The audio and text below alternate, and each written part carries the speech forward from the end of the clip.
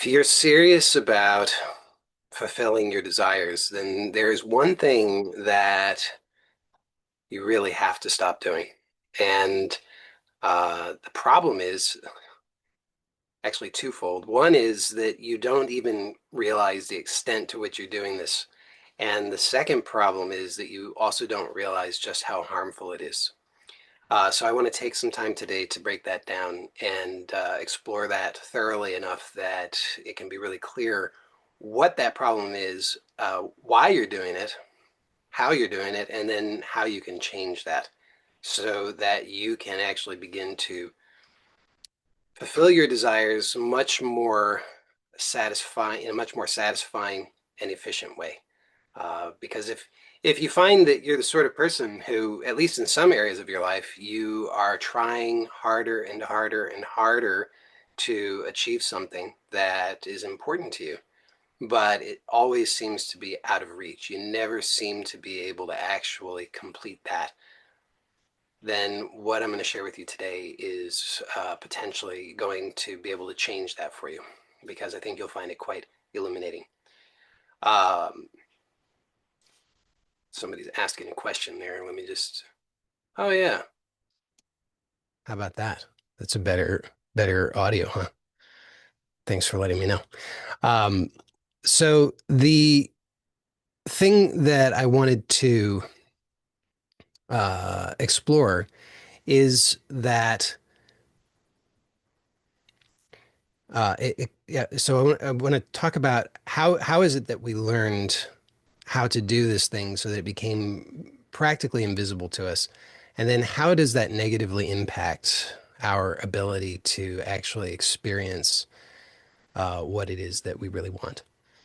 So the way that this came about was primarily through social conditioning. So society has trained us in a particular way of thinking, a particular way of perceiving, a particular way of experiencing ourselves in life that is actually causing us to limit our ability to fulfill what it is that we want.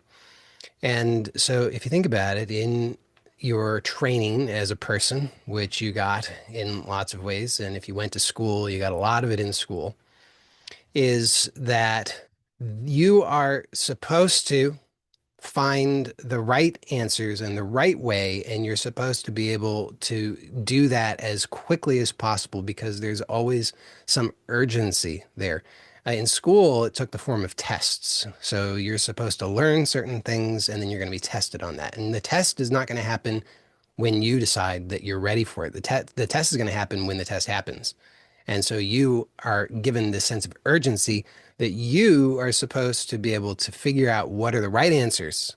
And then you need to perform that at a particular time. So this is very performative. So we learn to become performers.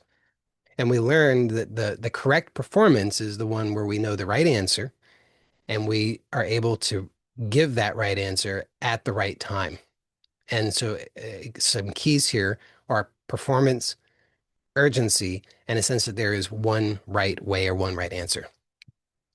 And of course, this was not limited to school. This takes place in so many areas of our life. I mean, even in our training at home, in some form or another, we were trained that there's a right way to behave. There's a right way to think. There's a right way to perform in our family life.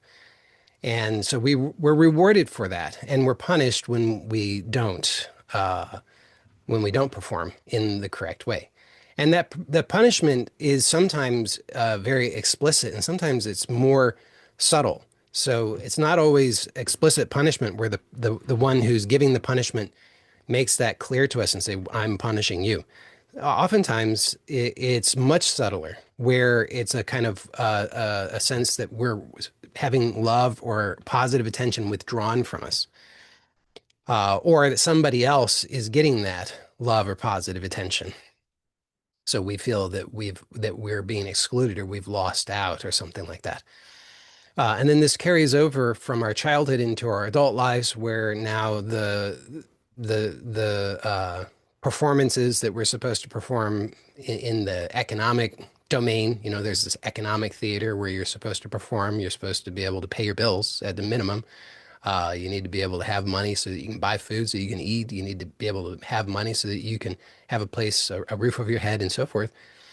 And then there's also social performance so that you can demonstrate to others that you are somebody who is interesting, so that you're somebody who's worth wanting to befriend and so forth. And again, the urgency is there. I mean, when it comes to your rent or your mortgage or whatever it is, that's not on your schedule. That's on the schedule, somebody else's schedule, and you are meant to perform according to that. And if you can't give the right answer, which is the right amount of money at the right time, then there will be negative consequences for you. So this urgency is there. So society has trained us that there's a right answer, there's a right way, and there's a right time, and you better perform correctly. Otherwise, there's going to be negative consequences. So this is the training that we've received, and this has gone very deep into us, so that for most of us, we don't even realize the extent to which that is dominating our mode of existing in this reality. When I meet with people, when I'm working with people in a coaching uh, uh, fashion, oftentimes what I'm doing is I'm just asking people questions to begin to explore, first of all, how it is that they are limiting themselves. They've got this, it's like they've got blinders on and they are tunnel vision. They can only see the one way. There's only one option, one possibility, but they don't know that.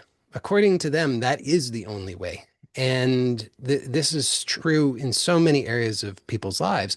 So a lot of the time, what I'm doing is simply asking questions that begin to prompt or invite the person to begin to explore other possibilities. And what's fascinating is that oftentimes people really genuinely think that there are no other options, even when I prompt them, even when I ask. And it takes sometimes a little while, several minutes before a person begins to have this dawning realization that, oh, there are actually other possibilities beyond what they've considered. But this is because society trains us to focus very narrowly. So there's actually there's a fancy term for this that people who research this kind of thing use, which is called convergent thinking. So convergent thinking is the kind of thinking that there's only one correct answer. And convergent thinking does serve a purpose. It's not that it's totally useless. The problem isn't that it exists. It's not that I'm suggesting that we should do away with it entirely, because it does offer some benefits. It's useful to be able to know that the generally agreed upon correct answer to one, what is one plus one is two. That's useful within a certain framework. So I'm not suggesting we should try to do away with it entirely. In fact, it's research has shown that when there's an excess of divergent thing, an excess, well, the opposite of convergent is divergent. When there's an excess of divergent thinking and not enough convergent thinking, this shows up in cases of schizophrenia, for example. So it can become a dysfunction if we don't have adequate access to convergent thinking. The problem is only that society has taught us that that's the only way, and we've become boxed in so that we don't realize the extent to which this is the case. So if you find yourself thinking, "Oh, that doesn't apply to me. I'm very creative. I'm not a conformist. I don't do things that way." Just stay with me and keep an open mind, because I can almost guarantee that you suffer from this problem of excessive convergent thinking, even if you think it doesn't apply to you. Maybe it doesn't, but I'm pretty sure it does. So if you want to be able, if what I described at the beginning is a fit for you, if you're somebody who just keeps on trying harder and harder and harder and you're not getting the result, probably it's not because you're not trying hard enough. And it's probably not because you didn't get enough information from the internet or chat GPT or from your therapist or whoever. The problem is because all of those things fit into convergent thinking. The idea still there is that there is one right answer, and if only you could get that right answer, then finally you would solve your problem. But that turns out not to be actually true.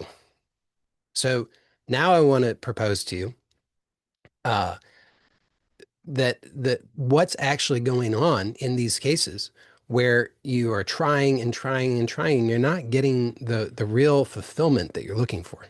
Even if you get the outer trappings that society would call success, even if you get the outer trappings of what you previously defined as success, if you still come up empty-handed, if you feel unfulfilled, then the problem is that you're looking in the wrong place. You're looking to some external and externally validated and confirmable right answer or right way. And that's simply not going to give you what you really want. So instead of that, my proposal is that what we really truly want is something that is going to be found within. It's going to be found within you. And once I say that, maybe that becomes obvious that the only thing that can really satisfy you is what you truly want, and nobody else could possibly know what that is. And even if you give language to it, even if you were able to identify that closely enough and accurately enough and then gave language to it, if you settle for the that language, then you've still missed the point because then you've turned that into an external object that you're chasing. So this is a key here is that with the conditioned way that most of us are approaching our lives, we are chasing after something. This is what we've been trained to do. We've been trained to look for something outside of ourselves and to chase after it and then to get it. And then once we've captured it, if we can then show that to others and others will validate that and approve of us and give us accolades and rewards and so forth, then we think, oh, then I can feel good. Then I can know that I'm a success. Then I can finally feel happy. Then I can feel fulfilled. But of course, again, the problem is it doesn't work. All that it does is it keeps you chasing. You just keep chasing and chasing and chasing like you're on a hamster wheel of some kind. And it's, I don't think a mistake. I don't read some kind of sinister intent into this, but I think that it's part of the problem that's built in to the way that society is structured. And I don't mean a particular society. I mean just society in general. Is that it does need to keep people always just out of reach of what it is that they truly want. Because if a person really experiences real contentment, real fulfillment within themselves, well, what on earth is going to keep them going? Why would they keep chasing after the things that they don't really want when they already have what they really want? And so society kind of doesn't really work then, because in a sense, it depends upon everybody being unfulfilled and chasing after things that they don't really want and just perpetuating that endlessly, like everybody's just on a hamster wheel. So the alternative to that is to source your clarity and your fulfillment within yourself. So this involves not chasing, but allowing for an authentic, creative self-expression. This is dangerous because, at least in according to our programming, because you cannot get external approval for this. You can't. It's not possible. You might get external approval for for it in this in the sense of others might be excited or or otherwise maybe even envious of your authentic self-expression, but they're only able to perceive some kind of externalized expression of that. They don't know anything about the authentic internal fulfillment. So whatever you get from external sources is never going to be what it is that you really want. It will never be able to validate or confirm or deny your fulfillment. But again, most of us are so conditioned to be chasing after that, to think, I need this external approval. I need the external validation. I need somebody else to tell me I got the right answer. And it will never satisfy you. So again, to really consider and work with this alternative that I'm proposing here is dangerous in that sense because it will fundamentally change how it is that you are living your life. It really is a very radical shift. With that said, it doesn't have to be a dramatic sort of thing. It can be, and I would recommend that it's probably better if it's done in a very gentle way. Uh, but just understand that it is fundamentally a radical change. It's a it's a radical in the sense of really going to the root and finding out what's really going on here and finding out where is your real fulfillment found. So the so now I want to propose to you this because I think this will be a useful analogy. Consider the image of a padlock. Okay, you know what a padlock is? I don't have one to demonstrate, but I think you probably know what a padlock is. If you don't, you can Google it. Padlock. And it's the sort that you use a key for. Okay, so you see, but you have the padlock. Imagine you have the padlock and you want to unlock it. And so you ask other people, well, how do I unlock this padlock? And they tell you, well, you need a key. Oh, you say, oh, okay, great, thanks. So you go and you get a bunch of keys. You go to the key store. I'm sure you can get them at keys.com or something like that. And you get a bunch of keys. You think, they'll open this padlock for sure. So you try the first key and that one doesn't work. You try the second key, that one doesn't work. You try the third key, that one doesn't work. You try the fourth key, that one doesn't work. After a while, you start to get discouraged. Why is this not working? They told me that if I just use a key, it's going to unlock it, but I've used now 100 different keys and none of them worked. So the problem is that it's not a key that unlocks the padlock. It's the key that is unique to that padlock. It is the key which uniquely it fits that padlock. That key and that key alone will unlock that padlock. So this is to help illustrate this point that what it is that you truly want, what it is that will really fulfill you, is something absolutely unique to you. You can ask everybody else. You can ask ChatGPT. You can do, you can read all the books and go to the workshops and do all the things, but none of those things can actually give you what it is that you really want. Because what you really want is uniquely found within you. Nobody else has access to that. Nobody has access to that other than you.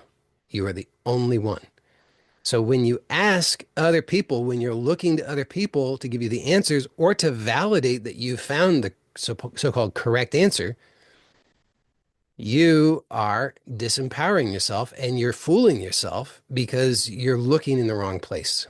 And this is why so many people are hopefully just figuratively beating their heads against the wall over and over and over and over and over, trying to succeed, but unable to succeed because they miss this key, absolutely essential step, which is to, number one, identify what is it that they really want. And that is not something that anybody else can tell you or validate. And remember, I said from the beginning, you don't even realize the extent to which you're making this mistake because you might say, well, hold on a second. I know what I want. I've asked myself what I want. I'm very clear. I've written down my one, two, and three top priorities of what I want. I want the yacht. That's the number one thing. And then I want the Lamborghini. That's number two. And number three is I want six-pack abs. So clear. I know exactly what I want. Here's the problem. I mean, I've already described the problem. You don't realize the extent to which you are still fooling yourself, still looking to external things, still bound by the limitations of your conditioning, and not fully trusting and willing to actually get clarity and source that authority within yourself. I know you think this is crazy because you think you already are doing exactly what I'm saying. You think you say, I'm already sourcing that authentic authority within myself. I'm not looking to other people. I'm not asking ChatGPT what it is that I want. Oh, some of you are though, aren't you? Stop doing that. Um, I shouldn't even laugh. It's terrible. People. This is. I'm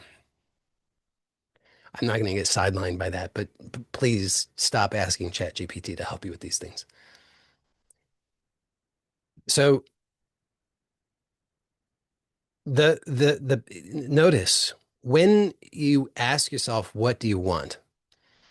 And maybe you even go so far as to write it down.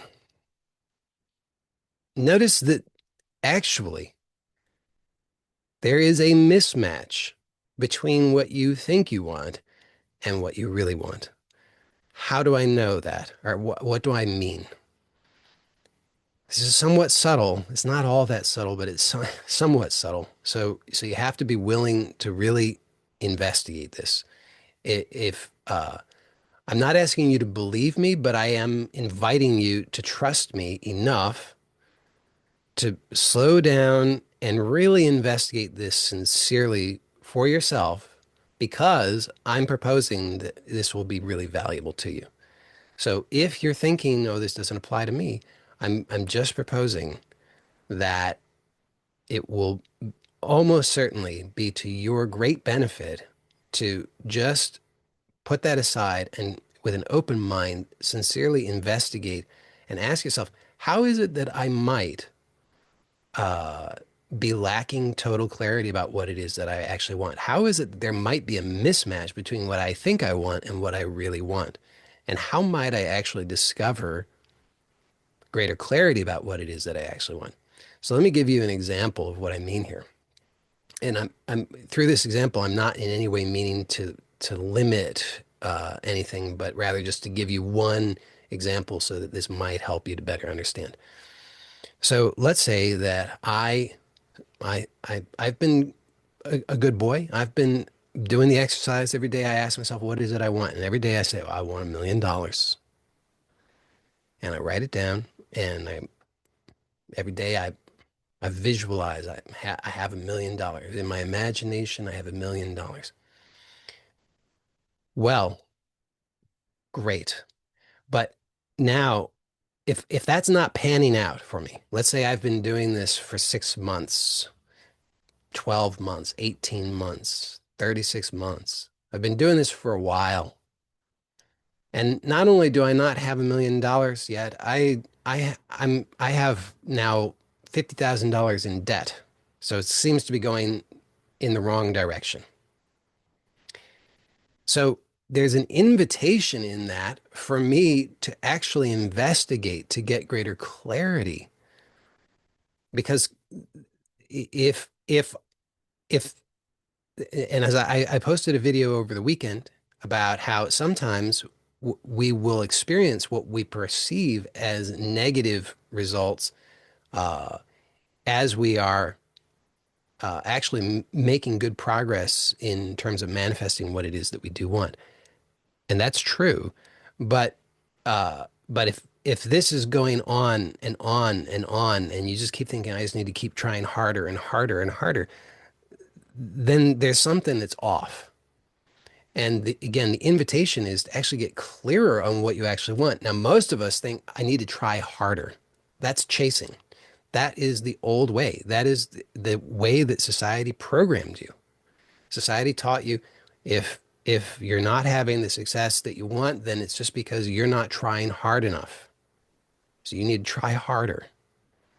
And so that's the programming. That's the old programming. And I'm telling you, when you see with your own eyes that it's not working, then trying even harder ain't gonna work. It's not the answer. So instead, investigate so that you can get more clarity about what you actually want. Because I promise you, there's a mismatch between what you think you want and what you actually want. So in this example, if I look, okay, what is it I think I want? I think I want $1 million. What is it I actually want? Well, yeah, I kind of want $1 million. That'd be nice. But now there's some subtle differences here because when I really look at what it is I actually want, well, I actually want something that involves, let's say, uh, a sense of ease, a sense of peace, a sense of contentment, a sense of freedom. But when I'm thinking about what I think I want, well, that doesn't seem to be there. Instead, what's there is, oh no, I don't have it. I got to try harder. How am I going to get it? How am I going to get it? What am I going to do? And what with that approach, because there's this sense of urgency, it's got all the key ingredients that are what society programmed us with. So uh, I if I catch that, if I notice that, then right there, that's showing me that I have tunnel vision. I have blinders on. I am caught up in convergent thinking. Even if I think I'm being creative, even if I think that I'm uh, allowing myself to access something greater, I'm still boxed in the same old way. And I'm still bringing the old mentality, the same old energy to this approach. So, is it any surprise that if I'm bringing that sense of urgency, if I'm bringing that sense of lack, if I'm bringing that sense of I have to perform in order to achieve, then of course I'm getting more and more and more of that. I'm getting more of the urgency. I'm getting more of the sense that I have to perform. I'm getting more of the sense that I just need to get the one right answer. So I definitely get more of that. That's exactly what's happening. But so the invitation is get clearer on what do I actually want. So notice there is a subtle but very important difference between these two things. The one is what I think I want, and the other is what, on a deeper level, what is it I actually want? Superficially, they seem to be the same. On an objective level, we say, well, both of them are $1 million. What's the big deal? Why are you making such a big deal about it, Joey? And again, it's just that if what you're doing is working for you, awesome. I'm not going to argue with results. What I'm saying is when it's not working, and not just not just for a day or two or three or a week, but over and over and over and over and over and over and over and over and over, don't check it out.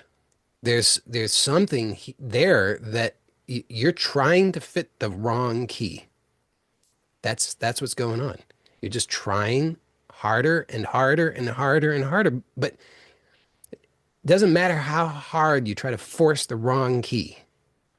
It ain't gonna work because it's the wrong key. And that's exactly what it is that we're doing. So, in order to discover the right key, what is necessary is more of what's called divergent thinking. So remember, I said convergent thinking is that there's one right answer and it's very performative. The whole point is to get the right answer and then you're done. That's it. It's like, I got a problem. I got to solve this problem urgently. And the way to solve the problem is to figure out the one right answer. So my whole goal is to get the one right answer as quickly as possible, and then I'm done.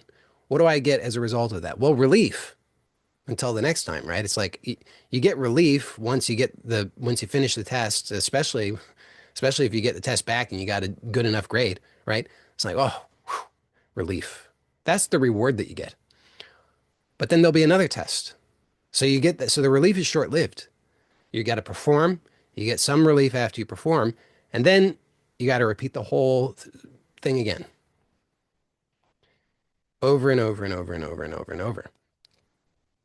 So that's that's what convergent thinking gives you. One right answer, you got to perform it urgently.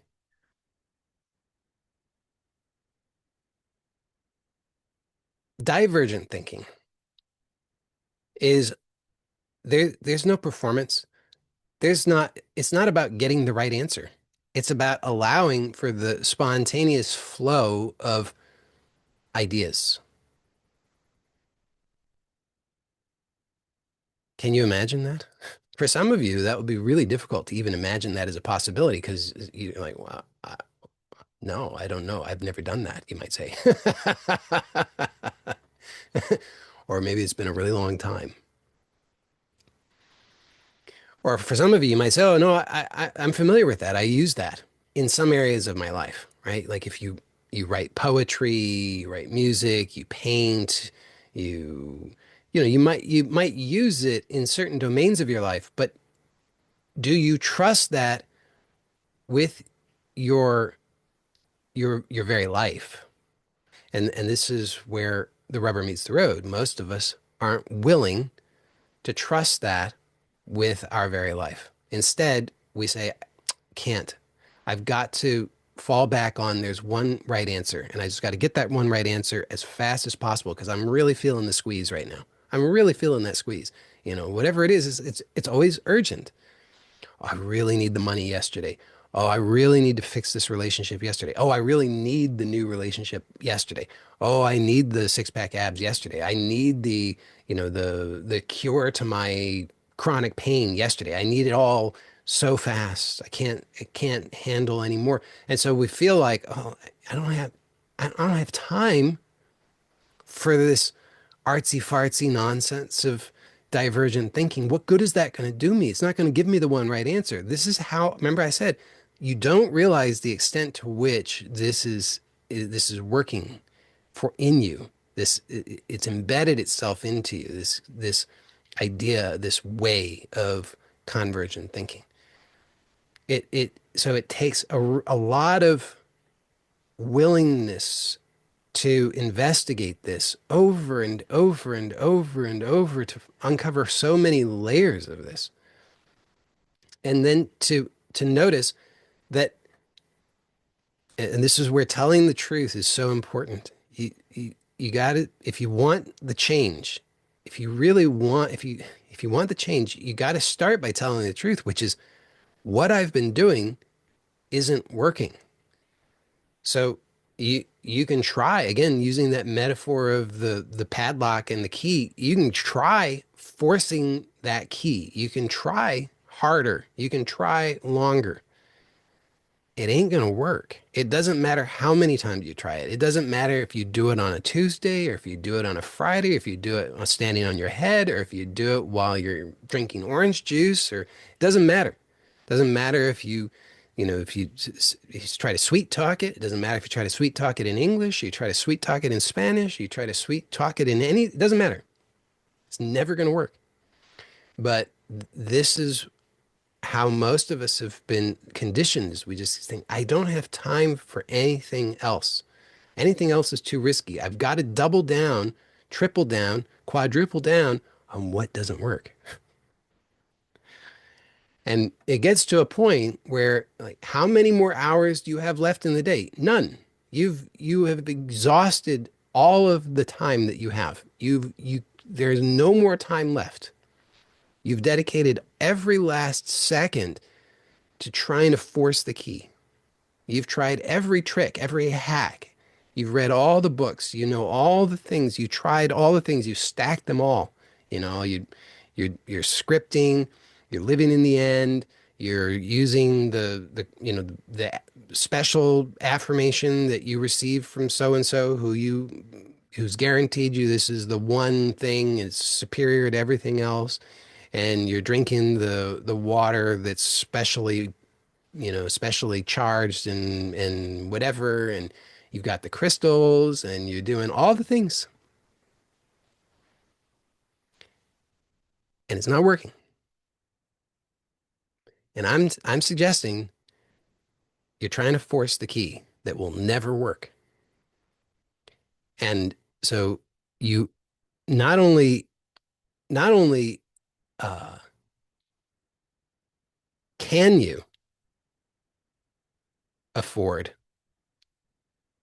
to stop that, you must, you absolutely must, if you are serious about fulfilling your desires. It's not optional because, and this is why I'm saying the radical self-honesty is so important because if it's not working, you got to take an honest look at it and really just tell the truth, which is, well, it's not working. It's not because I am, uh, it's not for a lack of information. It's not even for a lack of intelligence. It's not for a lack of anything of that sort. I mean, you know, there are people who have successes in apparently in things that you want success in, but you haven't been able to have that success. And those people have those successes. They're not any more intelligent than you. It's not because they're better looking than you. It's not because they had certain advantages over you. It's not for any of those reasons. Because I mean, you could find people you could argue, well, that person was more intelligent than me. That person's better looking than me. That person was born with a silver spoon in their mouth. That person, whatever. But taken on the whole, take the whole group of them together, and no, it just you can't find there's any kind of common thing there that you could say, well, all of those people have this and I don't. It's not because of that. It's not because you're deficient in some way. You don't have to make up for some deficiency just by trying harder. The trying harder is actually working against you because the trying harder falls into that trap of reinforcing that convergent thinking, which narrows the tunnel so that you see less and less and less. You become so fixated. And some telltale signs are when you feel uh, frustrated, discouraged, depressed, flat, burned out, angry, hopeless. I mean, these are indications that are there to signal to you. It's like, back up, do something different. This ain't working. But usually, because it's the only thing we know, we just double down on it. We just try harder, harder, harder. And I'm suggesting tell that truth, and then you must stop what doesn't work. I mean, that's obvious, right? But it's not obvious until it is. That's why I'm pointing it out.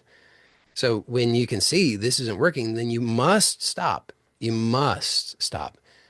And boy, that's a lot harder than it sounds because everything in you is screaming, you've got to. It's urgent. You're going to be punished. You're going to lose. Everything in life is going to fall apart. Fine. Let it fall apart then. Because if you have you got two fundamental choices in this regard in regard to that idea. One is you could keep desperately trying to force something to work that will never work, or you could not. And the one, which is the known way, which is what you've been doing, the only that one you can guarantee, as far as you can guarantee anything, it's not going to work. The other, you can't guarantee because you don't know anything about it. But at least it stands a chance of working.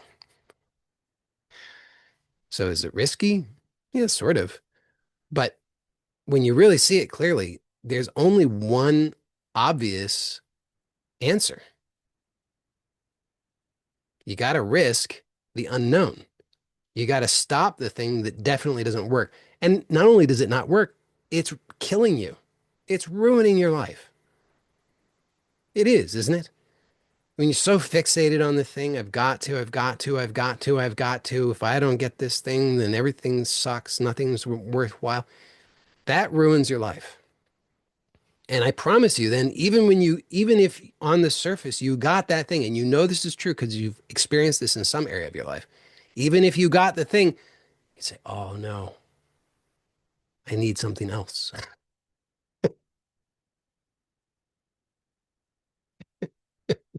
Isn't it true? Oh no, I need something else.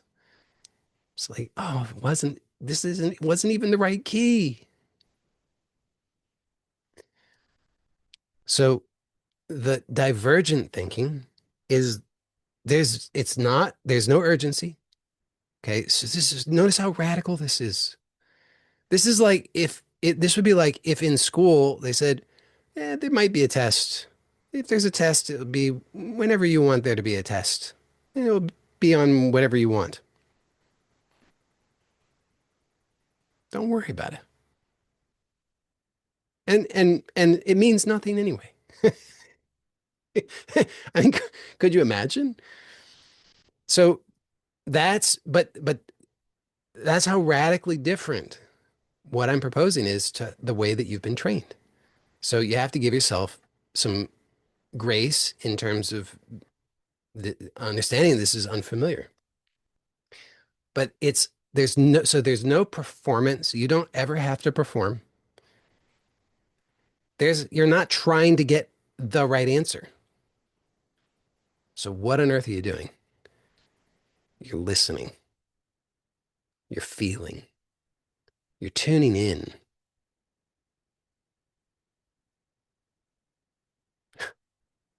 I know some people are like, "Oh my God, this is nonsense. This won't help me. What is this? This is crazy." That's why I'm the last stop, you know. I mean, you tried everything else. You gotta have tried everything else and it didn't give you what you really wanted to be willing to hear something that to your conditioned mind sounds absolutely stupid. You can't even make sense of it. You can't even understand it at all. But you have to have gotten to that point. There's a certain level of maturity where you're like, wow, yeah, I I'm trying to force the key. The key isn't working. I'm exhausting myself. I'm ruining my life. I'm making myself miserable. And it's not working. So when you can recognize that, then there's at least a willingness, an openness to hear something different. And that's what I'm proposing. So I'm saying to listen, to feel, to tune in to what, you might say. Listen to what? Inside. It's it's subtle. It's not shouting at you. It's not on billboards. Oh, sometimes it will utilize those things in order to be able to get your attention, in order to be able to help to uh, offer you some kind of confirmation that you can accept and understand. Yes, it can do that. This is what this is what people who are not particularly spiritually inclined, who want to have the one right answer. They call this the reticular activating system, which is a fancy way of saying that you will perceive, you have a bias to perceive things uh that conform to what it is that you already know, uh or what you're expecting. So you're primed when you're primed by listening, tuning in inside, then yes, through that so-called reticular activating system, you might then perceive things externally that are confirmation of that. But you have to be primed already in order for that to happen. So that you can't skip this step. You have to be primed. How do you do that? By listening, by feeling, by tuning in. And again, you say, to what? Inside. Now, some people are going to start getting frustrated. They're going to say, oh, you're just going in circles. Okay. I'm inviting you. I'm inviting you to notice. So just what allows you to do that? So nobody can tell you what you're going to find there. And nobody can tell you the true path or method for you, but what some people can do if they have some glimpse of this for themselves, within themselves, if they've glimpsed within themselves their own uniqueness, their own unique uh, calling, their own unique shape, their own unique self-expression, their own unique authenticity, then they might be able to point to that. Not to not that they will know, because I certainly don't know what your unique self-expression is. Only you know that. Only you have access to that. So I can't know that. And I also can't know what is your specific unique path to discovering and connecting to that. But having looked and felt and tuned in within myself, I can point to some ways that can be useful for you to explore, that can start to help you to discover that way for yourself. So I don't know what that is for you, but I can make some suggestions. Some people find it helpful to place their hand on their chest. Some people find it helpful to place their hand on their belly. Some people find it helpful to close their eyes. You don't have to do those things, but some people find that helpful.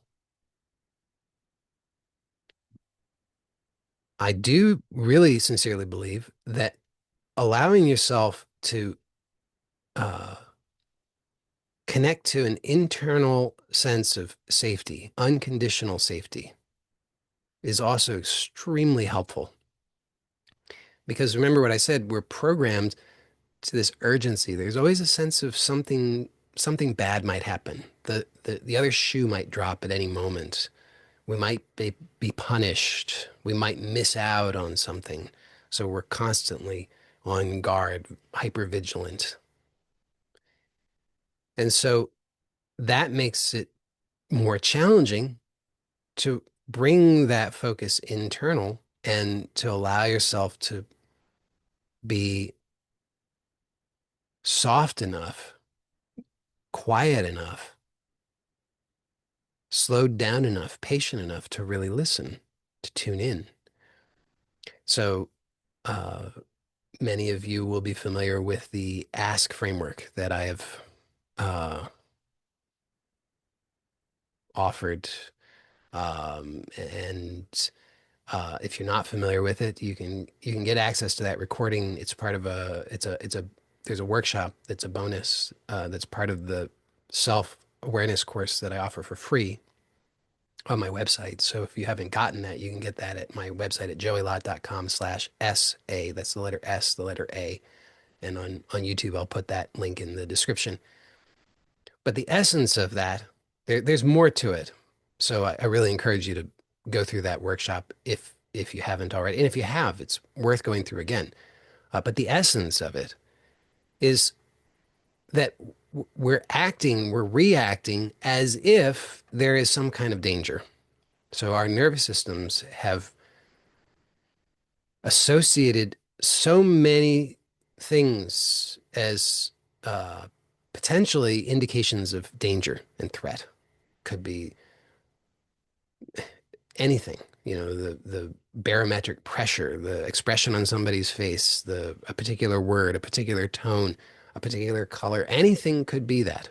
And so we're surrounded constantly by these things that are triggering our nervous system so that our nervous system is on alert. It's like, oh no, there's danger. There's danger. I'm not safe. I can't relax. I've got to find the one right answer. I've got to solve the problem now. I've got to solve it. I can't relax. I can't stop. I've got to solve it, which makes it really difficult to tune in. So the first step is just to acknowledge, to look around. Is there any actual obvious danger right now? Not imagine, not theoretical, but something that I could actually take action in regard to in a meaningful way right now. For example, my classic example is if you're standing in the middle of the road and there's traffic that's coming towards you, then yeah, there's some obvious danger. And yes, you could take some action that could help you get out of the road. So that would be an example of some obvious danger, and you could take some action to help yourself. But when you're freaking out because of the number on the screen associated with your bank account or because of a text that you got from your significant other or because of God knows what other reasons, your brain, your whole nervous system is freaking out like there is a some kind of predator about to eat you, but there's nothing there. In your imagination, there is. Your imagination is, oh no, there, I'm not going to have enough. I'm going to starve to death. Oh no, oh, nobody loves me. But that's all projected stuff, and there's no actual real threat that you can act upon in a meaningful way right now. So it's just to notice, is there actually any real obvious threat that I could act upon in a meaningful way to help myself in this moment immediately right now? And if not, and there won't be, then you can give yourself permission. I could allow myself to shift my attention within now. I could allow myself to slow down. I could allow myself to just experience a little bit more ease, regardless of what my mind is saying. Because I've actually checked it out. I've addressed it. Is there actually any real present danger? No. There's nothing I can act on right now. So I give myself permission. I could slow down. So that allows you to then to shift that attention inside and then whatever other things support you in that regard. Like I said, some people find placing their hands on parts of their body, or some people like to, there's all kinds of ways that things that people find that are helpful. Some people find like drinking some water is helpful. I mean, all kinds of things that people find helpful. Taking a walk can be helpful. Uh, but then, but just doing those things mindlessly is not really going to produce any significant change in your life. It might give you a momentary calming effect, but the momentary calming effect is nice in the moment, but what good does that do you tomorrow? And it doesn't in and of itself do you any good. It can be very supportive only if you then actually tune in. You may say, well, tune into what? Tune in inside. Start to feel, start to listen, because it's that key that fits you uniquely, that key that unlocks things, that key that reveals to you clarity, that key that helps you to discover new possibilities, new opportunities, that key that primes you to be able to start to perceive and witness actual confirmation of those changes in your external environment. That key is in you. And you access that by slowing down, by quieting. So if you're not willing to do that, well, I really don't think that you should expect any real change in your life.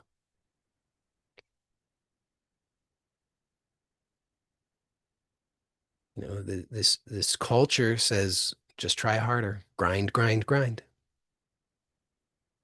And you're welcome to keep trying that.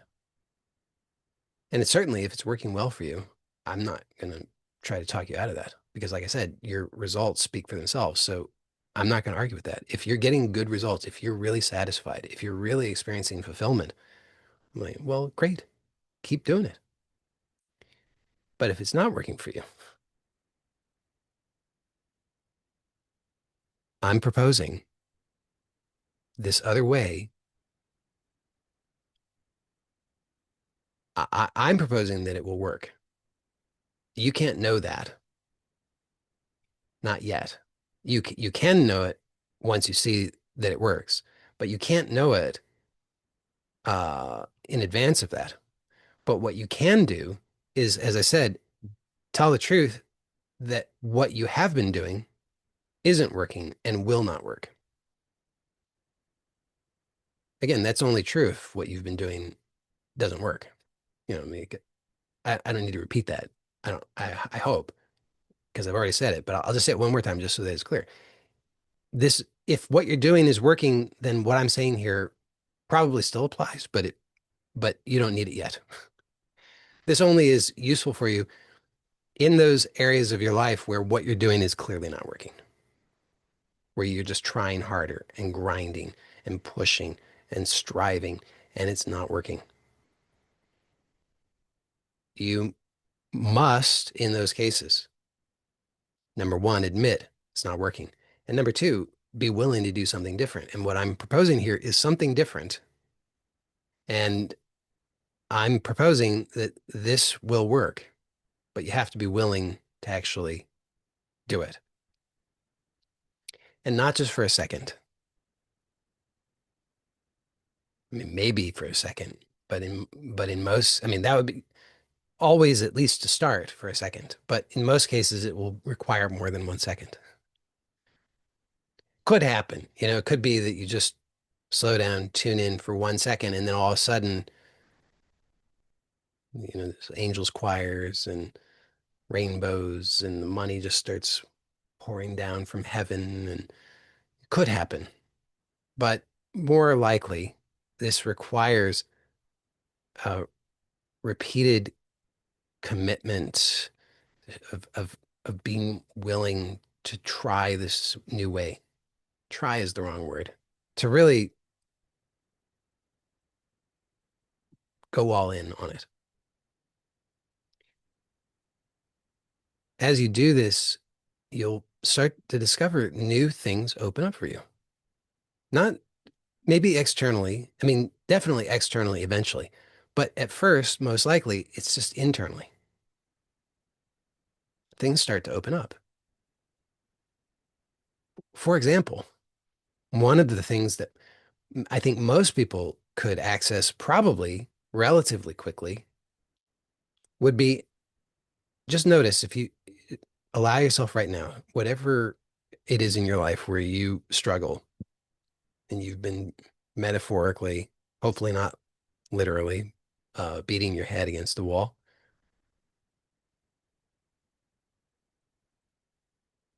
And just notice right now in this moment, even though there might be a sense of urgency with it, in this moment, in this very instant right now, is there any obvious danger, any obvious threat to you right now? Something that you could take meaningful action in response to in this very instant? Something obvious? Is not, right? So would you be willing for just a moment right now to just shift your attention inside? Just let go of the familiar fixation and instead just start to tune in. Notice what's actually here alive in you. What's actually happening here? If you're willing to let your guard down, if you're willing to let go for at least a moment of the cynical mind and thoughts that say, oh, this is stupid, this is pointless, this isn't going to help me, there's nothing here, I've already done this. If you're just willing to set that aside for a moment and really be open, truly open-minded and open-hearted, soft, gentle, like a child, like a very innocent child. If you started to be curious, not curious in the sense of what is this going to give me, but curious in the sense of, oh, I really want to know about this. It's sort of, I guess what I'm talking about is love. Have you ever experienced love? Not like, I need to have this, I need to possess this, I need to keep this, this is going to save me. Not that. That's not love. But love, like you just really are so interested, not because you're going to get something, not because you're going to be able to have something. It's not even about the future in any way. You're just so interested. Can you bring that kind of curiosity within yourself in this moment, just for a moment? Just really curious. What is this? And not striving to have an answer, not trying to, not asking, what is this? And then trying to label it and say, now I know what it is. I can move on. But, but what is this in a very open ended way? Just like, wow, I'm so curious.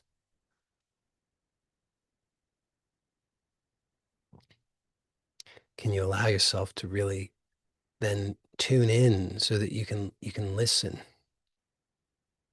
And the listening, you just listen like so like if you're listening to a newborn baby, you're not expecting some sort of uh, PhD thesis or something. You're you're just really you're listening from with love. So whatever it is that you hear, you're not trying to draw conclusions from it. Not trying to extract meaning or anything from it. You're just listening for the sake of listening because of love. So maybe it makes sense to you. Maybe it doesn't make sense to you. It's okay. It doesn't need to make sense. That's not the point.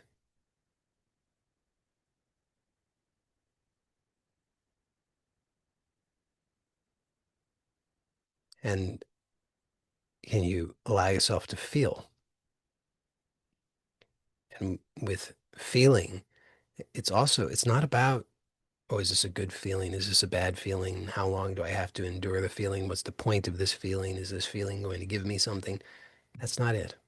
It's with that openness, curiosity, with love, just feeling, not knowing what the feeling is, not knowing what the feeling is leading to, not knowing if it's a good feeling, bad feeling, none of that. Just feeling.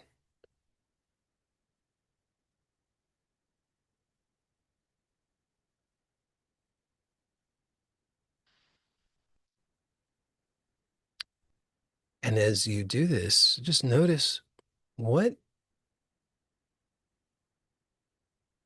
how is this qualitatively different than your habitual way?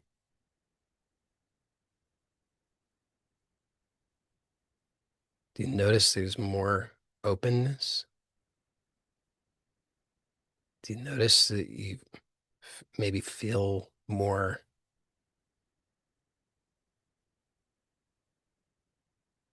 of a sense of ease? I mean, if it's not performative, you're not trying to impress, you're not trying to extract, you're not trying to get anything. Isn't that a much more enjoyable experience? It might be unfamiliar. So there's that. And so maybe asking if it's enjoyable might be premature.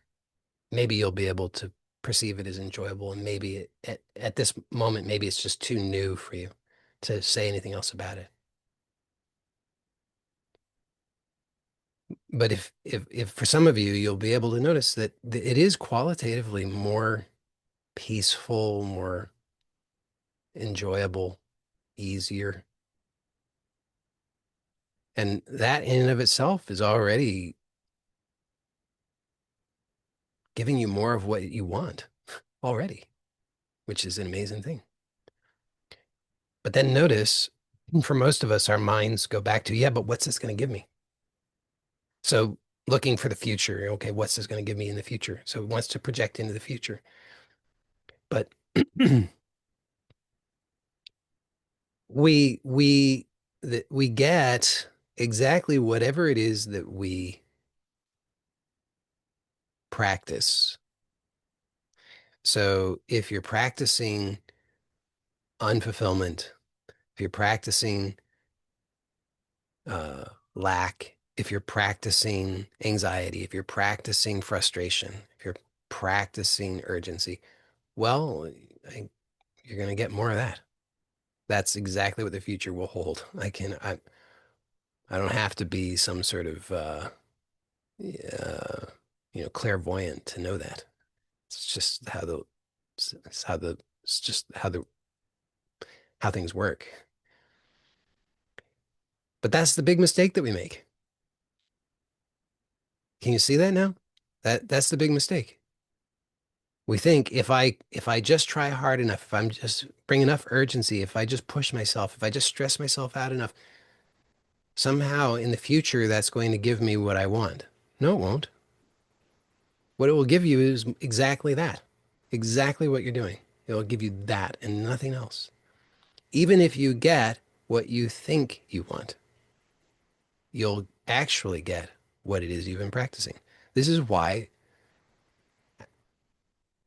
we, then when you see the billionaires interviewed, they're not telling you, "Oh, I'm so content. I've I've really arrived."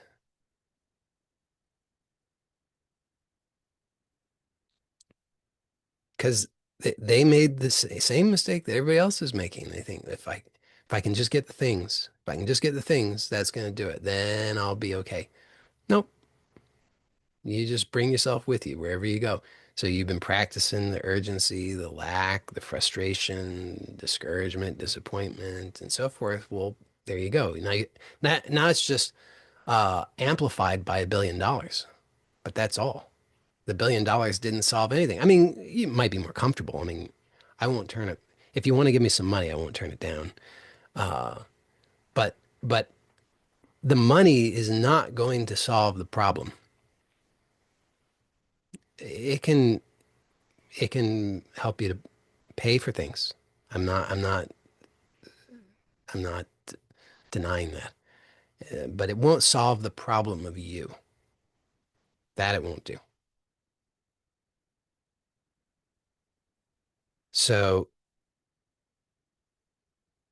this way that I'm proposing, and again, I'm not proposing that you need to do this way exclusively because this way that I'm talking about and encouraging here, if done exclusively, it's also one-sided.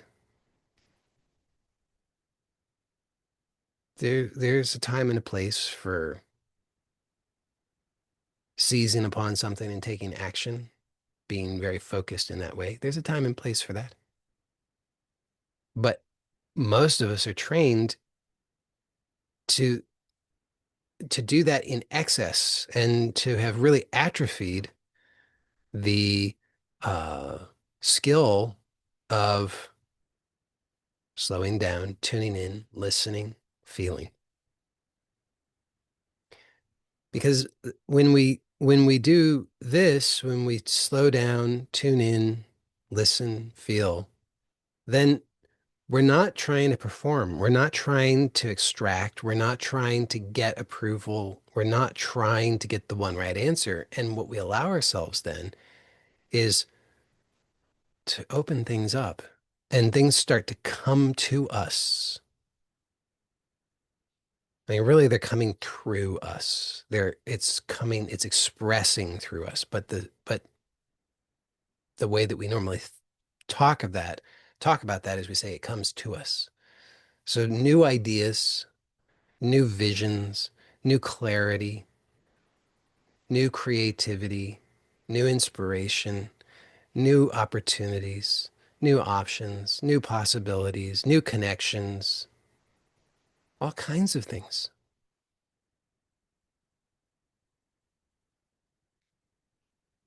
And then you don't have to just keep beating your head against the wall with the one thing that's not going to work. I mean, it's like, congratulations, you figured out the one thing that's not going to work. That's nice. But now that you know that, how about opening to other things? And so instead of chasing, which is what we've been taught, chase, chase, chase, try, try, try, force, force, force, when you can recognize that that's not working and it won't work, then try this out. And and you might say, well, how do I know how long to do it? Until you have clarity that there is some clear action to seize upon. Until then, why are you going to waste your time and energy on stuff that you don't have any clarity about? Or if you know that's not it, why are you going to waste your time and energy on it? Most people spin their wheels. They just waste their energy on things that are not going to work. They already know it's not going to work. They already know it's not what they want. They chase after things that it's not even what they want. But thinking, oh, if only I can get that. Like, think about this in your life. Think about relationships, romantic relationships, friendships, professional relationships, where you settle for things that don't actually work for you. They're not actually a match for what you really want. But you think, oh, somehow I can make it work. Somehow I can make it work if I just try hard enough. You ever do that? Of course you do. The, the people do this all the time. Oh, I can make it work. You know, the person tells you I'm not available, and you're like, oh, I'll make it work. What?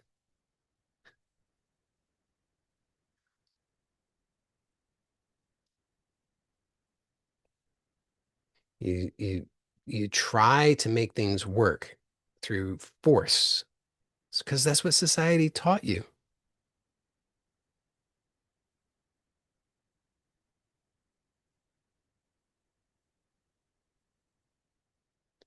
When when if you have the wrong key, holding on to the wrong key just prevents you from being receptive to the right key. You're just wasting your time trying to force the wrong key. And then you're not receptive to the right key. And I'm not, understand this, I am not suggesting take some sort of radical actions on the outside and, get rid, end all of your relationships and quit your job and everything. That would just be reactive. That wouldn't be with any clarity. I'm just saying, stop thinking, stop allowing yourself to indulge the thought that if you just keep forcing, somehow it's going to work when it clearly has not worked. And instead, be willing to listen within yourself, and then you'll get the clarity. It will show you, and it will show you, it will show you, it will show you, and it will show you in ways that, oh, here's a key also. It will show you in ways that if you're really tuned in, if you're really feeling, you will know the truth of it. But your conditioned mind will want to dismiss it, and it will say, what does that have to do with anything? What is that's not related at all. I want $1 million and I'm having this idea, oh, I'm gonna, whatever, I'm gonna play piano. What is that's stupid. That's not gonna help me. It's not related at all. That's what your conditioned mind says. But when you're really tuned in and listening, you have the clarity. Be willing to trust that. Because again, this is the thing about divergent thinking. Divergent thinking is not, it's not trying to force anything. It's not trying to find the one right answer. It's operating in a totally different way, but it it will reveal to you what it is that will really fulfill you. And I'm not saying that if what comes to you is play piano, that means that your your future is as a concert pianist. It may or may not be. I mean, probably not. But regardless, when you're willing to trust in that and just trust what it is that's emerging through you, that's expressing through you, that is authentic, no matter whether it makes sense to you or not. When you trust in that, what you will see in hindsight is how perfect it is. You can't know that in advance. In advance, no matter how much you think about it, no matter how much you try to make sense of it, you won't be able to. But in hindsight, if you trust, you'll see how perfect it is. But that's the thing, is you have to be willing to trust that in order to be able to get to that point, to be able to see it in hindsight. Most people are not willing to do that. Most people revert back to, they're just going to try to force it. And most people, as Thoreau said, live lives of quiet desperation. So it's up to you. Choices in your hands. I hope that this has been of some help and inspiration to you. I really hope that you find this to be positively life changing, actually. It has that potential. But you won't be able to report that back to me for some time. So I'm not expecting any immediate reports of that, but perhaps in some months, 6 months, 12 months, you'll let me know of the positive changes that you've experienced. So for those who are here live, well, if you have any questions, I'm happy to respond to those. You can put them in the chat. And so I'll stay on and respond to any questions that show up in the chat. And then we'll wrap up when there are no more questions. And meanwhile, for anybody who has not gotten access to the free self-awareness course that I offer, I do want to again recommend that you do get access to that, because I think that you'll find that that's very complementary and supportive to what it is that I shared today. Particularly are, if you breathe and you have a heartbeat, I think that you'll find that it can be very helpful. Uh, so, and that I'll put the link in the description for YouTube, and anybody, I think everybody who's here live probably has access to it already. If you don't, it is at my website at joeylott.com/SA for self-awareness. So far, no questions. So I'm thinking that maybe there are no questions, and give it another minute in case there are. Um, but or maybe if you do have, oh, actually there is a question here that somebody put earlier. It says, how does this relate to money? I've been hyper focused on money and I've only been making little forward progress and it feels stressful and like a struggle. Well, it relates to money the same as it relates to anything else. So you have been you say hyper focused on money and making little forward progress. So society tells you you should just try harder, hustle more, get more, do more side hustles, get a get a second job, start your own business. Uh, I'm laughing because anybody who runs their own business knows that's a hard row to hoe. Uh, so the thing is that so you want money, you think you want money. Money is the surface level thing, and I am I too want money. I'm not here to try to talk anybody out of money, but but money is never about the money. I know people say, "Oh, but you don't understand. It's about the money because I got bills to pay." I understand that. I really do. I appreciate how challenging it can be and how stressful it can be. Uh, I really, really, really do. I'm human. I get it.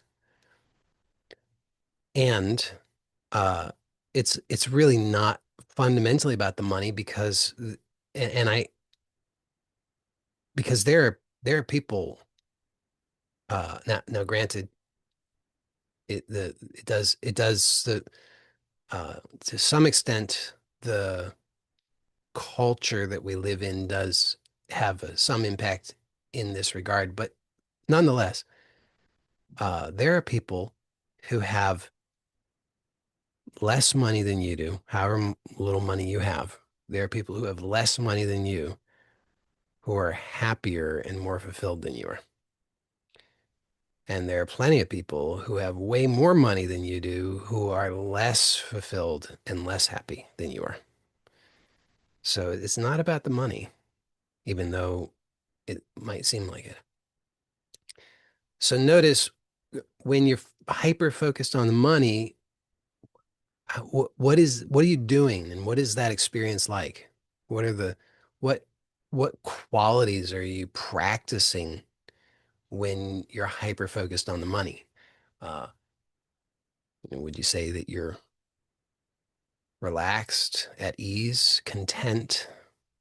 Are you experiencing a sense of freedom? Uh, because probably not. And but would you say that those qualities that I just listed off are qualities that you would like to have more of in your life? And if those are qualities that you'd like to have more of in your life, but you're practicing qualities that are not compatible or aligned with that, then that tells you pretty much everything you need to know right there, because you're practicing what you don't want.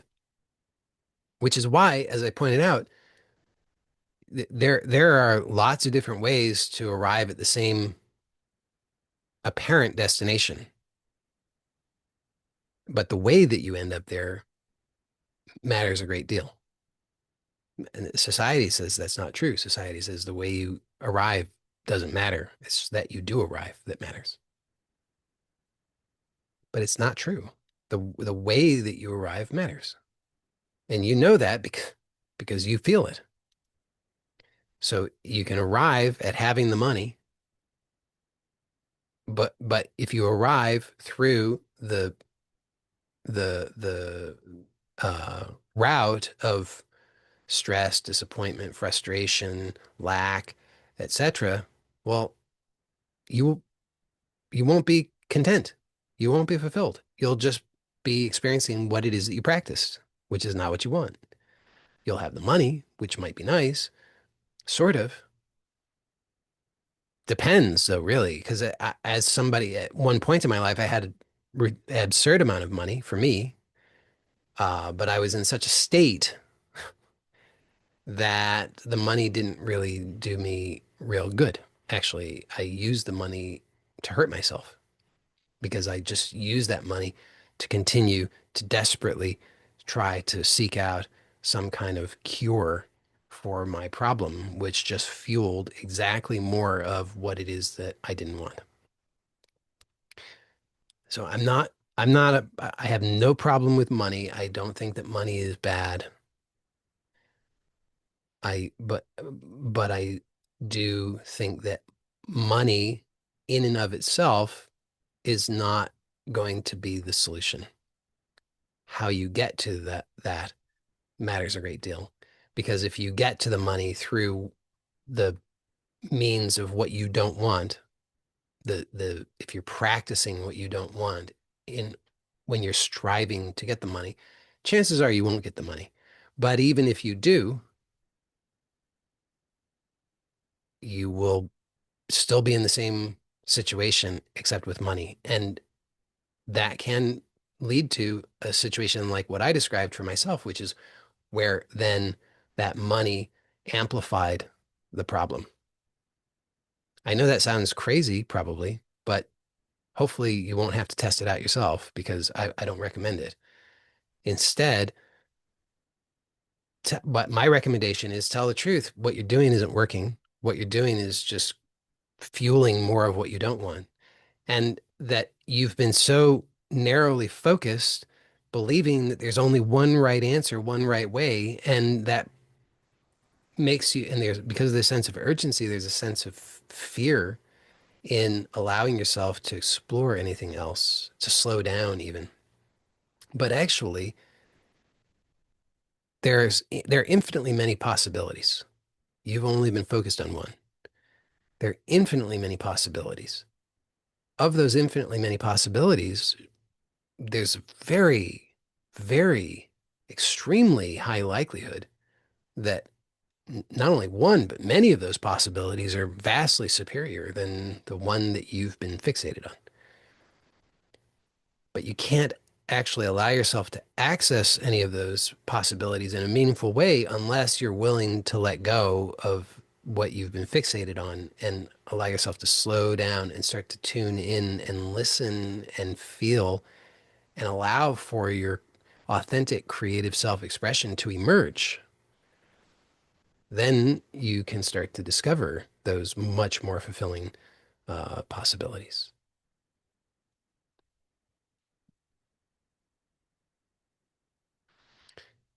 Somebody says, I have a big, I have big questions that I don't know how to approach, and I can't see the solution from my limited perspective. Of course, is it the same process of writing down what I want, and I might be led to clarity? Yeah. Uh, the but the key here is when you're writing. So my general recommendation, which still applies, is you every day ask yourself, what is it I really want? And then allow yourself to write in an uncensored way, whatever it is that you receive within yourself. So don't judge it. Don't censor it. It doesn't have to make sense to you. You don't have to agree with it. You don't have to act on any of it. Just write it down. That's it. And as you do that, you're inviting this more of this divergent thinking. You're allowing for more of your authentic self-expression to occur. And uh, so so yes, of course, we all have big questions and we all don't know how to approach and we can't see the solutions from our limited perspective. By definition, right? It's a limited perspective. So it's by definition it's limited. But you are unlimited.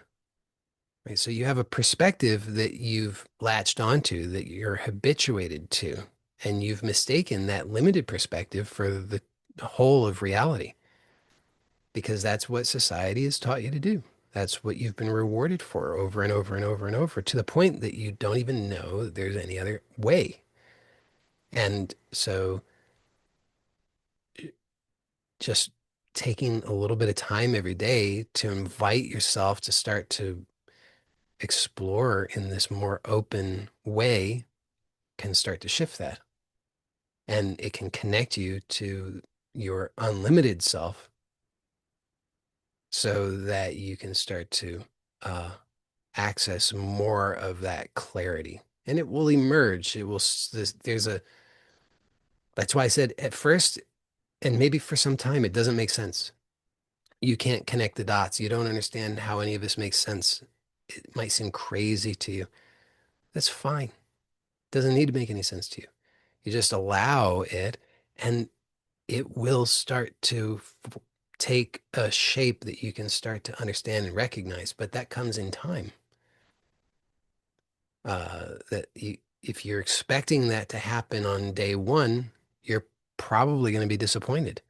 It could happen, but it's less likely. It's much more likely that it will happen over time. And in any case, even if it happens, in some ways, when it happens on day one, that puts you at a disadvantage because then you start to have the wrong expectation that either that is it or that it will always work in that same way. And it's not, neither of those things are true because it's a living process. It's a living process of self-expression. It's not like there's some final thing that you're supposed to get to. That's more of that convergent thinking of like there's one right answer and you've got to figure that out and you've got to get to it as fast as possible. For what? So then what are you going to do? Kick back and watch TV? I mean, like that's all just part of, I'm telling you, this whole society is all organized around this one idea, this one way. And you'll start to see it playing out at all levels. I mean, this idea that people think, oh, I'm going to do the things I don't want to do, and then I'll be able to go on vacation, and then I'll be able to go home and kick my feet up and do something really enjoyable, like watching something on Netflix. Give me a break. It's such a pathetic sort of uh, breadcrumbs that society throws you. Like, make yourself miserable most of the time, but then you can really enjoy yourself by watching Netflix. Come on. Like, there's so much more that's available to you. I mean, if you want to watch Netflix, it's your business. I'm not trying to shame people for watching Netflix. I'm just saying, like, there's nothing wrong with that. I'm just saying that society has led us in down a dark alleyway and it mugs us. And we keep voluntarily going down that alleyway. And I'm just inviting you, come back out and notice the view. It's a very expansive view. There's much more to life than what's down that one dark alleyway. Somebody says, ever since I was little, I wanted to play music. At least this is what I remember. I even started learning guitar now for 2 to 3 years. I guess I will not become a virtuoso and make money with it, but I enjoy playing and learning. Also talking to my inner child, he mostly wants joy. Great. Yeah, that's really fantastic. And you know, and the thing about I guess I will not become a virtuoso and make money with it. Uh, maybe not. And it doesn't matter. That's the thing is that because that's society's programming. Society's programming it says, well, you've got to know what you're going to do with this. Yeah, you've got to be able to make money with this. That's the only way that this could make any sense. And so our brains have to try and wrestle with that. And they're like, well, I guess I won't become a virtuoso and make money with it, but at least I enjoy playing, as if you had to make an excuse, like you have to excuse yourself. Well, I enjoy it.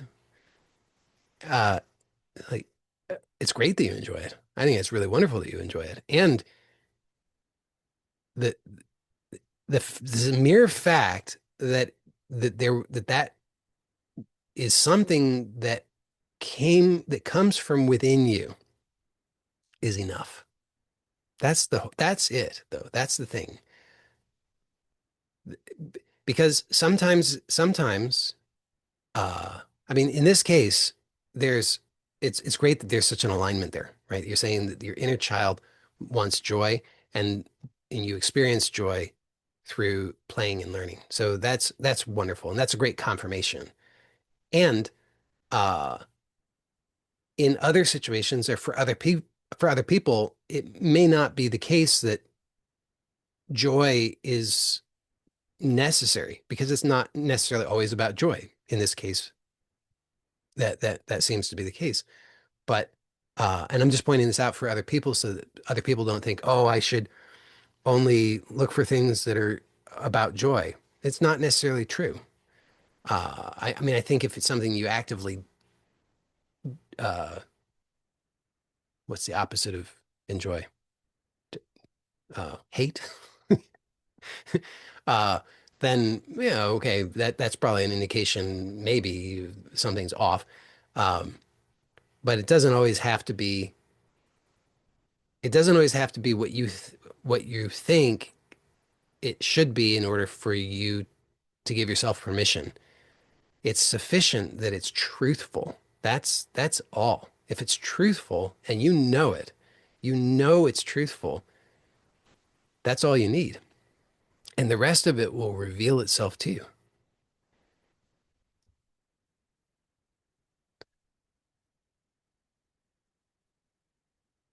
And then this person says, but none of this joy brings money in like paying my bills. You mean you get more joy paying your bills than you do from other things? Or do you mean that the joy doesn't bring in money in order to pay the bills? Because if you genuinely experience joy paying your bills, then that's great. Pay up, just pay all your bills then. Well, that would be very convenient. Um, but if it's that you're saying that the joy doesn't bring money, which would allow you to pay your bills, then yeah, it, maybe not directly, maybe not yet, and maybe, but there's, but again, it's about what's truthful. If you if you're willing to continue to allow what is truthful for you, not necessarily truthful with a capital T, like some big truth out there, universal truth, but what's truthful in, when you actually are listening and tuning in this moment. It doesn't have to be truthful forever either. It's just what's truthful now. If you're willing to actually trust that, and again, you don't have to take action on everything, but just be willing to trust and say yes, just allowing for that clarity to emerge. The more you do that, the better. And and again, I'm not suggesting that you should exclusively live your life through this mode. I'm just saying that this is a mode that is, for most of us, is uh, we're not accessing enough of. It's way out of balance. So consciously cultivating more of that, I think you'll find is very enriching and can be a surprising contributor to uh, objective manifestation. I don't want to suggest that doing this inner process of listening and tuning in is somehow in opposition to the money. It's not. It's actually it's completely aligned with and supportive of the money to the degree that money, an expression of money in your outer life, is truthful and good for you. So you can have more of what you really want in this way, at all levels, inwardly and outwardly. But it's not a linear process. It's much windier.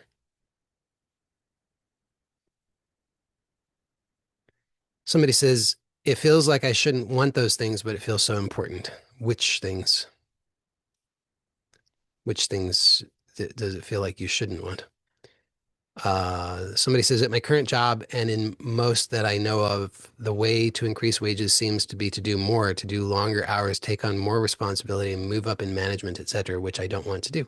Well, there you go. It's totally clear. Is it really possible to gain more money and financial freedom without exhausting myself and running myself down and stressing myself out? Well, the thing is, I mean, the obvious answer is yes. Yes. How can I say that?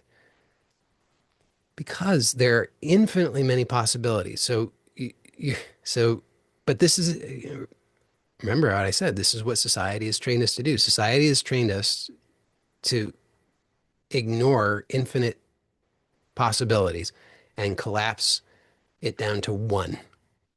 And then we say, could it really be possible there could be anything else?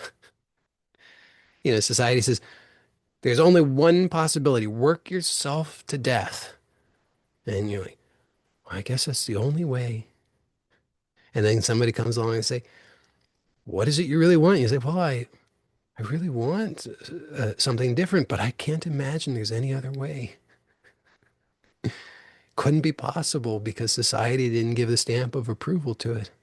My supervisor doesn't know about it, therefore it doesn't exist. Upper management doesn't know about it, therefore it can't possibly exist. Uh, so as long as you, how do I say this? So people are, if you there are many things that people accept as truth in any given time and in any given place, which then later people will say, oh my goodness, how naive they were to have believed that. Thank goodness that we are so much more evolved today and we don't believe foolish things like that. Thank goodness that today we have access to the truth with a capital T. Truth like the only way to get ahead is to work yourself to death. Thank goodness we know that truth instead of those absolutely foolish things that people used to think were true. But this just goes on and on and on. I mean, and there's no obvious end in sight to that. The only thing I could say about it is that the rate at which the turnover there is happening seems to be increasing. Meaning, I think it used to be that there was probably like, you know, well, probably at one point it was probably take, in the Middle Ages in Europe, I mean, it was probably on the scale of hundreds of years that certain things were accepted as the truth, w without questioning by the masses. And now it seems like, things last for like a couple of years before there's a turnover and people reject the old truth and they adopt the new truth. Uh, so it makes it a little easier, I think, to recognize if you just look back even over the last 25, 50 years, you see just how much turnover there has been in that regard. So, but as long as the point I'm making is as long as the majority of people are uh, entranced by the same thing, so they're all in lockstep with that, and so nobody's challenging that. Everybody within the whole organization, even if they have a thought in their mind like, could there be another way? They don't speak up. They don't express a new way. They don't challenge things. So everybody's just moving together in lockstep, which seems to confirm the truth of the accepted truth.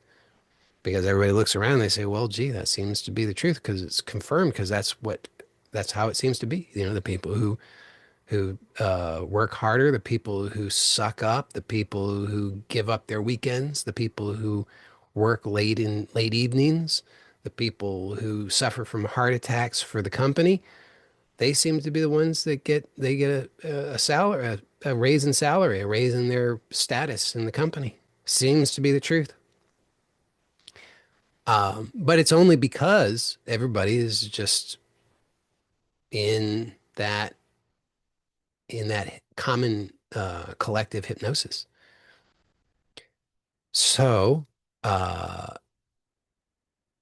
if but the most important thing here is that you say that you don't want to do that. So if you knowing that that's not what you want, you have two choices. One is betray yourself and do it anyway. And then you have a guaranteed outcome, which is that you'll be miserable. Second possibility there is that you could not betray yourself, choose to continue to tell the truth about what you want, gain increasing clarity about it by listening, tuning in to yourself, within yourself, and allowing for that. authentic creative self-expression to emerge, it will emerge in the way in its own way through vision, through feeling, through ideas. It just takes its own path. But the more that you trust that, the more that that clarity will be there for you. And at a certain point, you'll know what the action is that is there for you.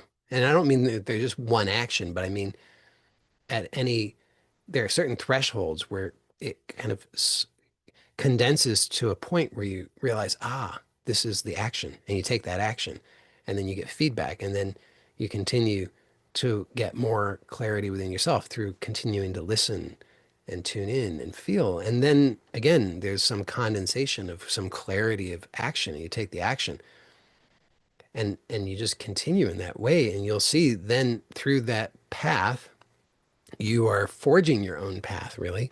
And you can't know where that's going to lead you from here because you don't have you it's too uh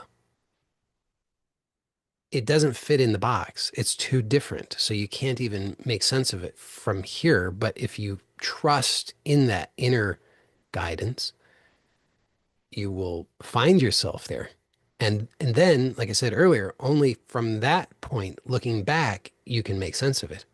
Then you can say, oh, yeah, now it makes perfect sense. But from where you are now, you can't make any sense of it at all.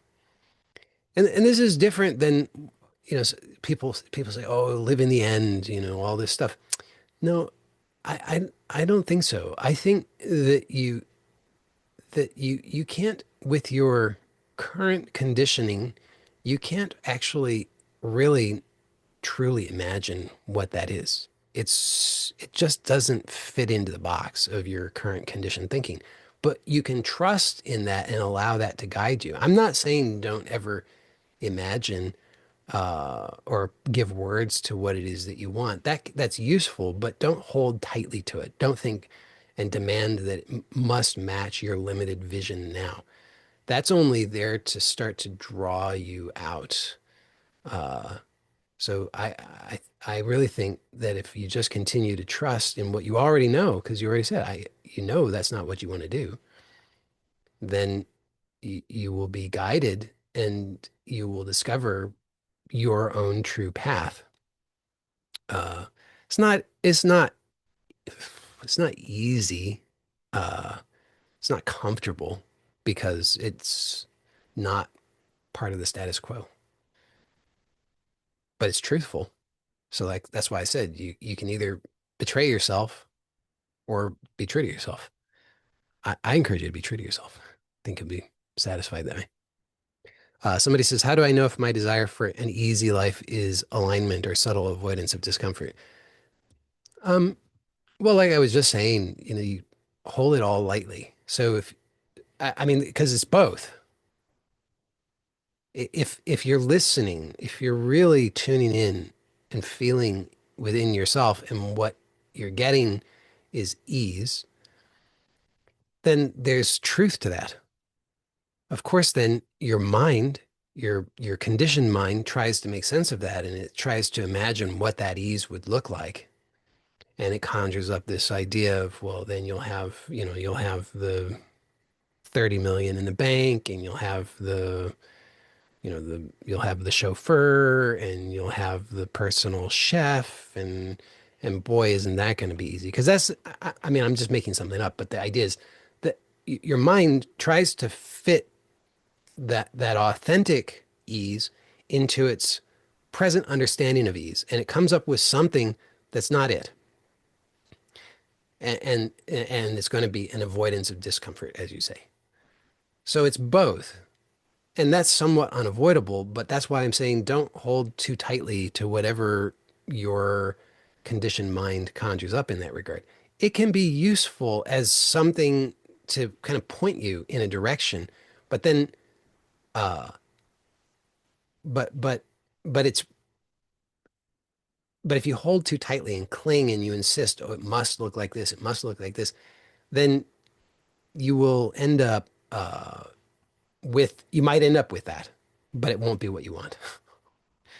That's the problem. Uh, so it's so just hold it lightly. Be because you can't help it, and it's as I said, it's to a certain extent it's useful that your conditioned mind is going to come up with something because there's an interplay there. You know, your conditioned mind isn't bad. Your conditioned mind is useful. It's your ally. It's here to help you to create. But the problem is only that it's trying to match a pattern that it already knows about. But actually, what you're trying to train it is something that's totally new. It doesn't match a known pattern.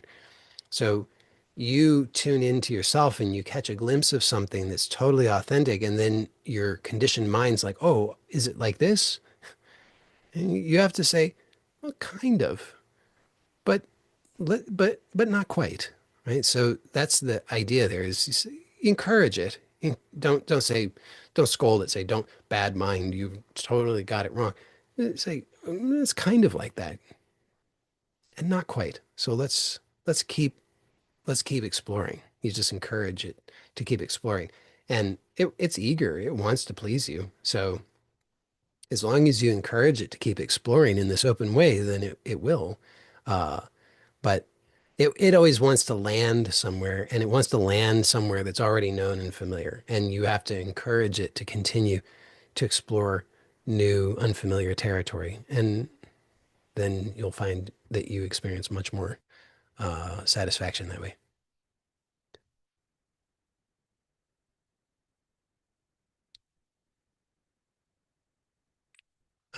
Somebody says, when I mentally simulate conversations to feel safe, am I actually reinforcing the need for control? What would it look like to feel safe without pre-solving everything? This is one habit I'm wanting to let go of. I notice myself squirming slightly and still allowing whatever is happening to apparently happen. Funny enough, it isn't as bad as I mentally project. Things somehow work out in the long run. Um, to answer the question, you say, when I mentally simulate conversations to feel safe, am I actually reinforcing the need for control? To a certain extent, that is true. And um, and so I could it seems to me that uh, completely letting go of that is in some ideal sense would be best. But is it practical? Um, I'm not sure. I mean, I'm not sure for you where you're at, and I'm not sure for me where I'm at. I mean, it's so I'm more interested in what is practical than what is ideal. I mean, the ideal can be useful as for direction, but then when it comes to moment, day to day practicality, we've got to be able to actually work with our own experience. And so I think for most of us, practically speaking, demanding that we don't try to simulate conversations to feel safe is probably not realistic. But in most cases, in some cases, it is. And so I think there's a this is again about self-honesty. If you notice that you're doing that, and then you couldn't go through like the ask framework, for example, just the first two steps. Just notice, okay, I'm simulating this conversation in my mind because I'm feeling unsafe and I'm imagining that if I somehow this is going to help me. Um, but am I actually in danger right now? And if I'm not actually in danger right now, then could I allow myself just to be more at ease within myself? And so if you can do that, then I think that that's useful. But if in some cases you might find that you continue to come back to that simulating that conversation, which it just indicates that there's some part of you that just really is feeling uh, unsafe. And so in those cases, it might be more efficient to actually address that part of you that's feeling unsafe and to help it. kind of more on its own terms to find more resolution. So in a case like that, then using the 3 points of view exercise might be helpful, or just doing a parts integration might be helpful. Um, and you ask, what would it look like to feel safe without pre-solving everything? Well, ultimately, that's if you think about it, that's really much more truthful than trying to pre-solve things, because pre-solving, if you're going to pre-solve, then you have to know everything. You have to be omniscient and omnipresent, and and you have to have that omniscience through all time and space. So, I mean, I guess if you have that, then you could be successful. But if you don't, which most of us have not yet acquired that level of mastery, so we're still speculating or guessing about what will happen, then trying to pre-solve is really dishonest, because we're trying to anticipate things that we just don't even have access to. We don't even know. So ultimately, uh, what we're what's really truthful, I think, and what we're really kind of coming to step by step is exactly that, not trying to pre-solve not only everything but anything, because really the um, trying to pre-solve everything is what fuels, this is the irony, it's what fuels that sense of not being safe, because you're projecting yourself into the future, you're trying to anticipate things that you don't even have access to, you're trying to resolve all of that so that you can come to some kind of elusive sense of safety through control that you'll never have. So you're just training yourself in that. So you're just actually training yourself not to feel safe. You're feeding into the habit of anxiety. And so ultimately, that's what all of this points to, is that's not working. It's not going to work. And so then, of course, because we're conditioned, this goes back to the same thing from today, is, we're conditioned. There's only one way. The only society teaches us there's one way. The one way is to know everything and solve everything in advance. Then you can be safe. And so we're so boxed in. That's all we think that is real. And then we feel this sense of urgency. Oh, I gotta solve this now because I feel really insecure. I feel really unsafe. I don't like this. I need to solve it. I don't have time to consider anything else.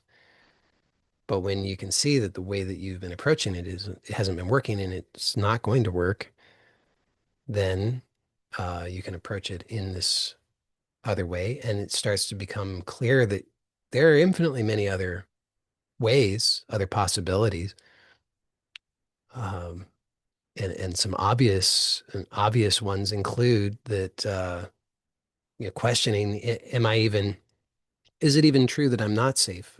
I mean, is there anything that could possibly happen that would actually be um, harmful to me? And most people immediately go to, well, yeah, I can think of lots of things that would be harmful to me. But this is where you, if you're really investigating in this way that I'm proposing today, you don't leap to that conclusion. You, because you start to investigate, well, what do all of the what do all of these things mean? If you start to investigate the presuppositions, if I'm and when I'm asking the question, how do I, what would it look like to feel safe? What would it look what so if I'm thinking, well, is there anything that, is there a possibility that I could not only feel safe, but actually be safe, regardless of whatever it is that happens? Because my old way was thinking, well, I need to control the things that happen so that I can be safe. But might it be possible that I could be safe without having to control things. Well, what's the presupposition? I mean, there are lots of presuppositions in that. One of them is that I am something, right? If I could be harmed, I am something. Well, what am I? Most people don't question that. Most people never even investigate what am I? They don't never even occurs to them. They just assume, well, I'm this body.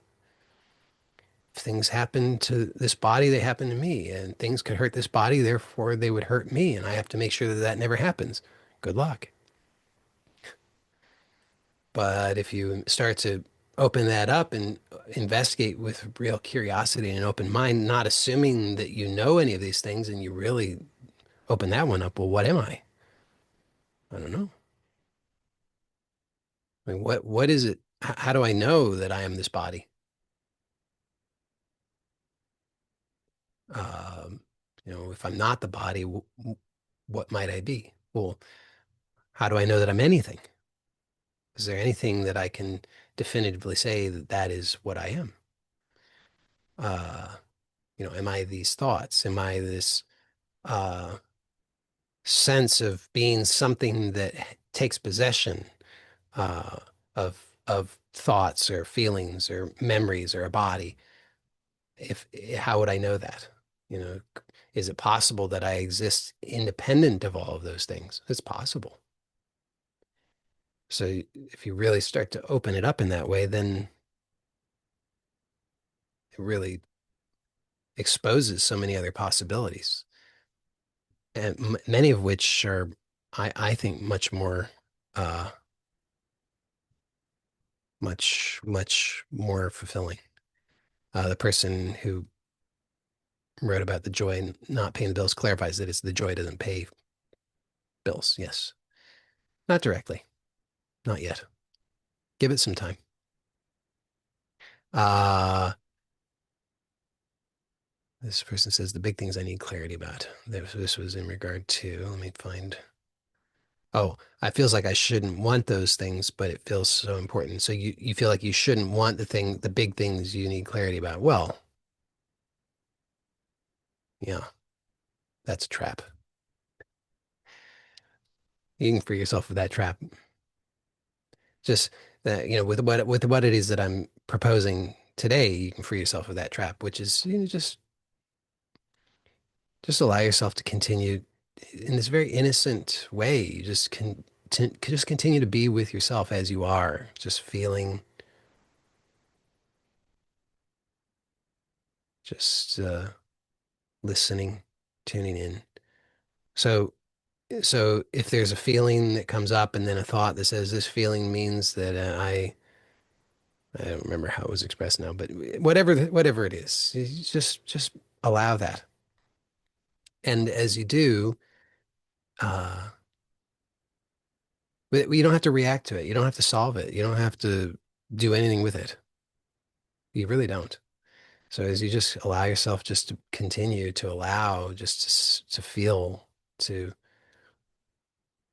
listen, then you'll notice that these things start to open up and things start to get resolved and new possibilities reveal themselves, so that you don't have to get hung up on trying to solve that.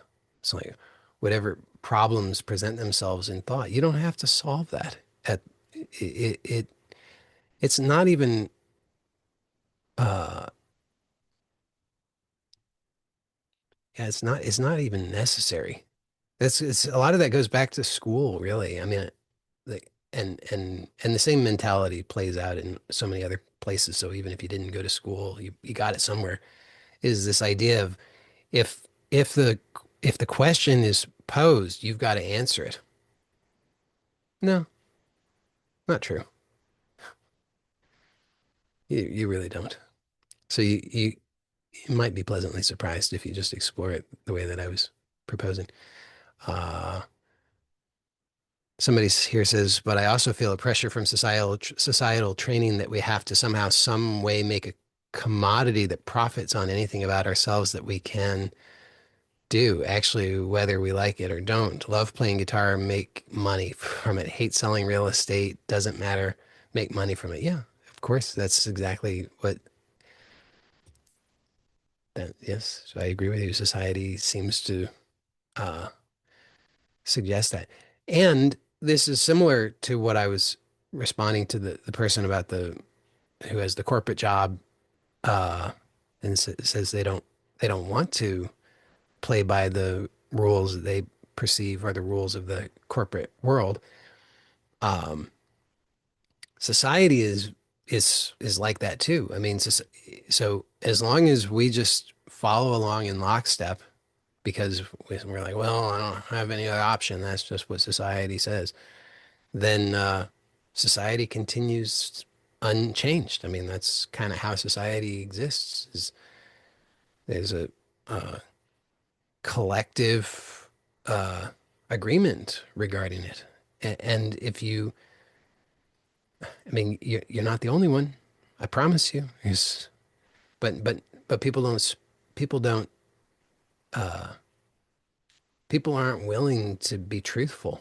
People aren't willing to honor themselves, to care for themselves. So they just follow along in lockstep, even though it's damaging and hurtful to them, because they feel that pressure.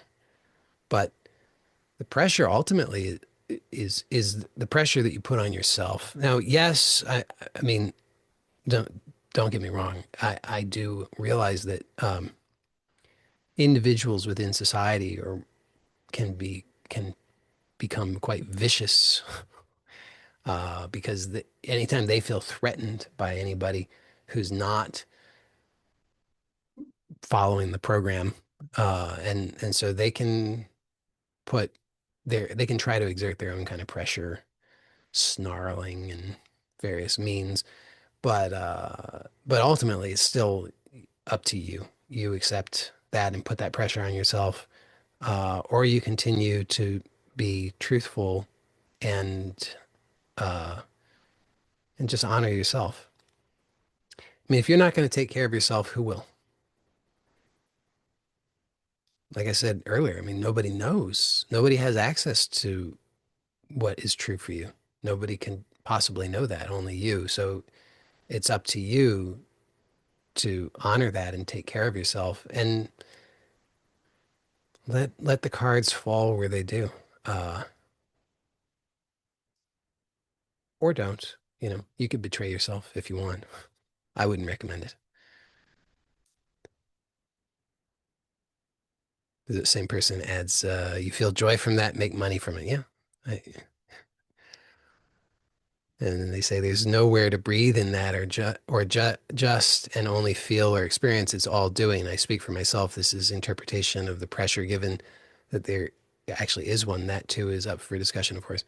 You know, this is what I was saying earlier, though, is that the pressure is there, and but it's up to you. Ultimately, you put the pressure on yourself. There are external uh, factors and pressures that are exerted on upon you, but ultimately you're the one that puts the pressure on yourself. You either nobody else can do that. You are always free, even if you're imprisoned, even if you're tortured. I mean, God forbid. I hope that nothing like that extreme ever happens to you, uh, but you always are free, and and so it's up to you what you're going to do. And the habit, which is it's reflexive for most of us. So we don't even notice that we're doing it because it happens so instantaneously. Is that as soon as there are certain cues from the outside, then we immediately exert the pressure on ourselves. And so we associate those so tightly that we think the external pressure is what creates the internal pressure. But it's not true. The external pressure merely cues the internal pressure. The internal pressure is something that we do to ourselves. So when you say there's nowhere to breathe in that, there is infinite space and time to breathe. but you have to be willing to choose that. And that's a process of undoing because, as I said, um, that habit is to put that pressure instantaneously. So it takes some time and self-awareness to start to release that habit, but it's definitely possible. There's always room to breathe and to be and to feel. Always. Nobody and nothing can take that from you. It's intrinsic. It's always there. Somebody says, I heard a professor on a podcast theorize that because the human brain requires so much energy, consciousness is a process that's trying to undo itself all the time, trying to make things unconscious. Would you agree? No. Uh, Consciousness is not a process that has anything to do with the brain. Uh, um, but the sense of self, um, maybe I'm just splitting hairs here. Maybe what the person is referring to is uh, the sense of self, ego, what people might call the ego. So the sense of self is dependent. I don't know if it's dependent. It's definitely, yeah, it's dependent on the brain. Seems to be. So uh, so that yes, that um, but is it trying to undo itself all the time, trying to make things unconscious? Well, so if we were to say that, I mean, the trouble here is that the word conscious, the words conscious and consciousness are so similar and they're used in multiple ways. So it's not always clear. I would, it's confusing for that reason and probably for other reasons. But I would say consciousness is not dependent on the brain, but there are but whether something is conscious or not, this is my definition. Whether or not something is conscious is a function of the brain or the nervous system. So I would just clarify that consciousness is different and something being conscious is different. They're different things, according to my use of the words. Um, so, so I would say consciousness is not a process, and it's independent of the brain. But whether or not something is conscious or unconscious, I would say is a function of the nervous system. And yes, I think that when something is conscious, it does seem like it requires a lot more energy than if something is unconscious. And you've maybe heard me say this before. We can only be conscious of one thing at a time. So but we can run I seemingly unlimited unconscious processes simultaneously. This is why you can uh this is why you can uh breathe and chew and walk all at the same time, assuming that you have sufficient unconscious mastery of those activities, because you can run those in parallel. But if you try to make one, any of those things conscious, it probably messes everything up. You start tripping and you can't remember how to swallow, and it all gets confusing because you can only focus on one thing at a time consciously. And so it does seem like, in terms of energy usage, that unconscious things require much less energy. Subjectively, at least, being conscious of something does seem to be subjectively much more energy intensive. So, um, is there a bias toward things being unconscious? I think so. I don't know that that's true, but it definitely seems like it, again, subjectively in my experience. I mean, maintaining conscious focus on something does seem quite difficult. Um, yeah, I mean I think that's probably true. There's also but also keep in mind part of that is energy based. So if your metabolism is not optimized, then you're going to just run out of fuel faster. If you haven't, if you're not eating well or enough, you're going to run out of fuel. I mean, it's just how it goes. I mean, this is why uh, it's why athletes drink uh, sugar and electrolytes, because otherwise it's not just it's not so much a muscular thing as it is a nervous system thing. I mean, your nervous system is going to run out of fuel way before your muscles because your nervous system uses way more energy than the rest of your body. Um, so those are all factors. And you can train yourself also to become more skilled at maintaining conscious attention on something. Those are so you can become more efficient at it.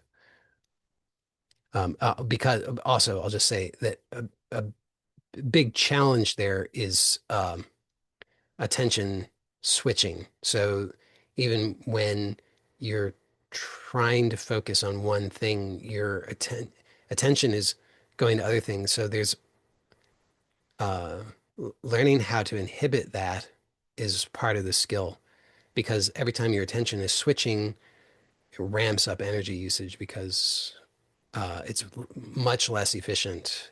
When your attention switches to something and then it switches back, I mean, even if it doesn't switch back, there's a lag.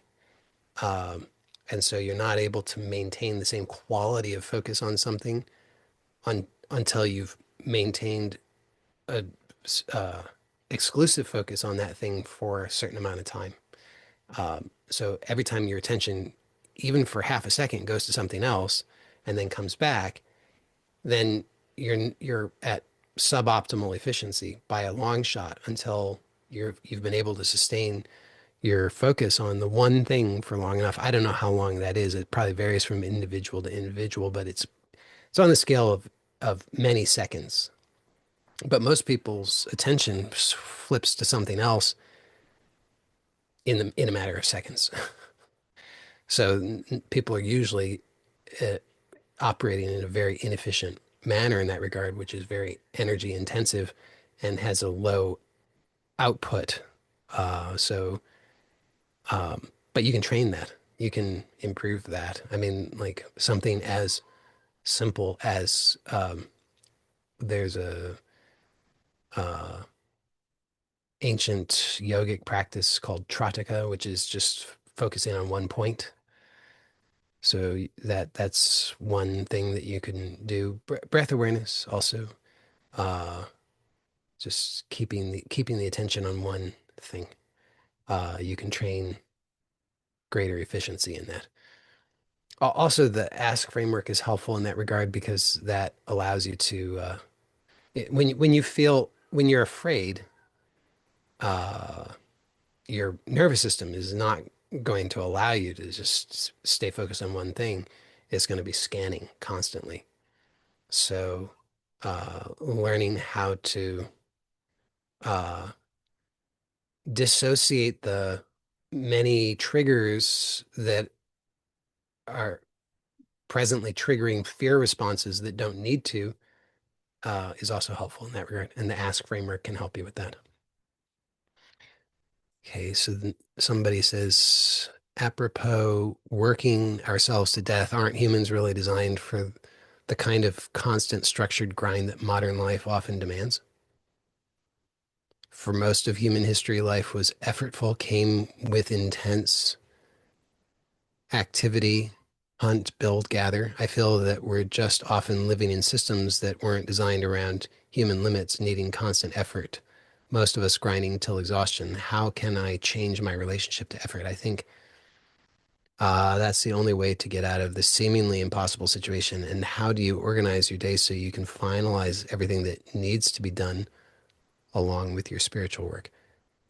A bunch of questions there. Um, I don't. So the first question, do I think that humans are designed for the kind of constant structured grind that modern life often demands? No, I don't. Um, I can't prove that to you, but you're asking if I think if I don't think that that's true. Your argument for why that is, you say for most of human history, life was effortful, came with intense activity. Um, I don't know how you know that that's true. Uh, I, I can't, I can't know that that's true. I can't know that it's not true. So, but since I can't know, I don't know why I would assume anything about it. I just don't know. And the problem here is that it sounds like what you think you know is supporting some habits that are not working for you. So, given that you don't actually know, it doesn't make sense to me that you would continue to assume something that is actually hurting you.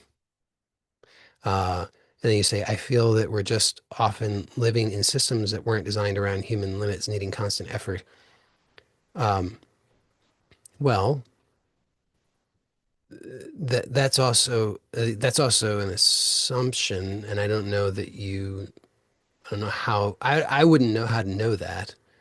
Uh, I mean, you say the systems weren't designed around human limits. The systems are needing constant effort. Uh, maybe maybe so if you assume that there's that you live in a system that requires constant effort, and you assume that you depend upon that system, then based on those assumptions, then it would make sense that you would therefore see no other option than just to continue to grind. Um, but is it true? Do you know that that's true? You could find out by not grinding and see what happens.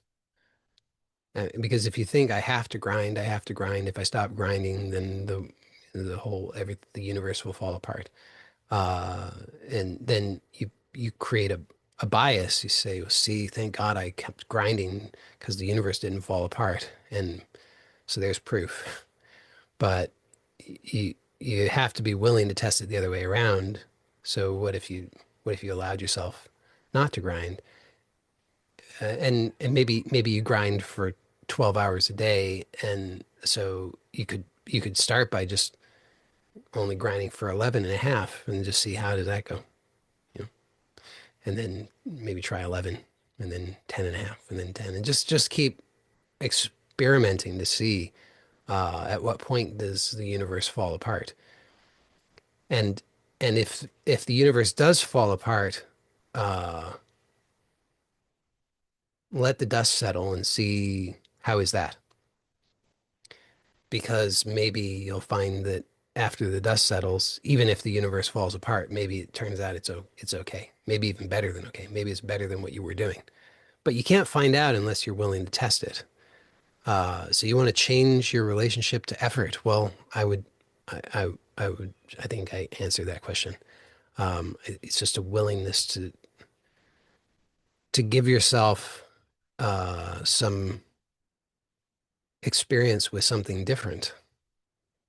Because up to now, you just have experience of something that to you is proving your theories that are hurting you. So it feels very true to you and dangerous to do anything or consider anything else.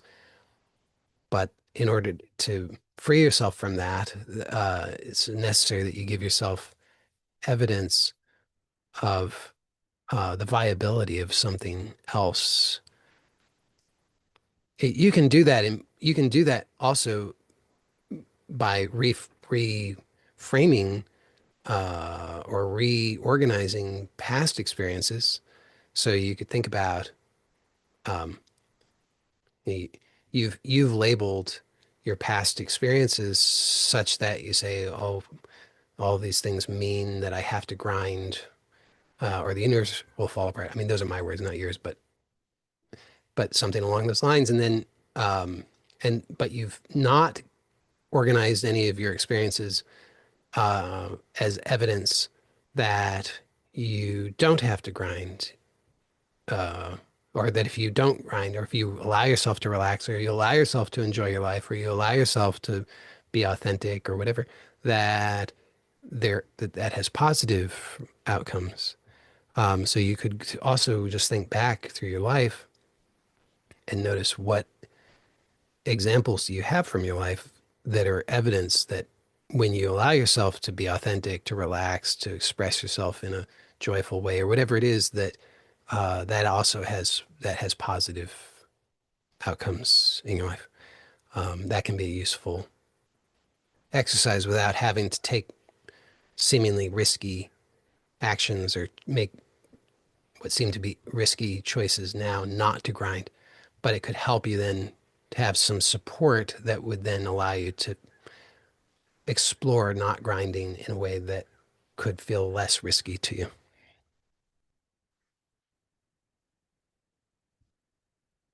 And you want to know, how do you organize your day so you can finalize everything that needs to be done? Well, uh, you get to define what needs to be done, and also the necessity of finalizing things. I mean, it sounds like right now you've decided that you need to finalize everything that needs to be done, and that's not sustainable for you. Um, it's not enjoyable for you. So you could consider, well, what is it that actually needs to be done? It's probably not nearly as much as you think. And then how do you define finalize? And and when do things need to be finalized? Does everything need to be finalized today? How finalized does it need to be? These are all variables that you get to define. And then you say also along with your spiritual work. Well, what if it's spiritual play?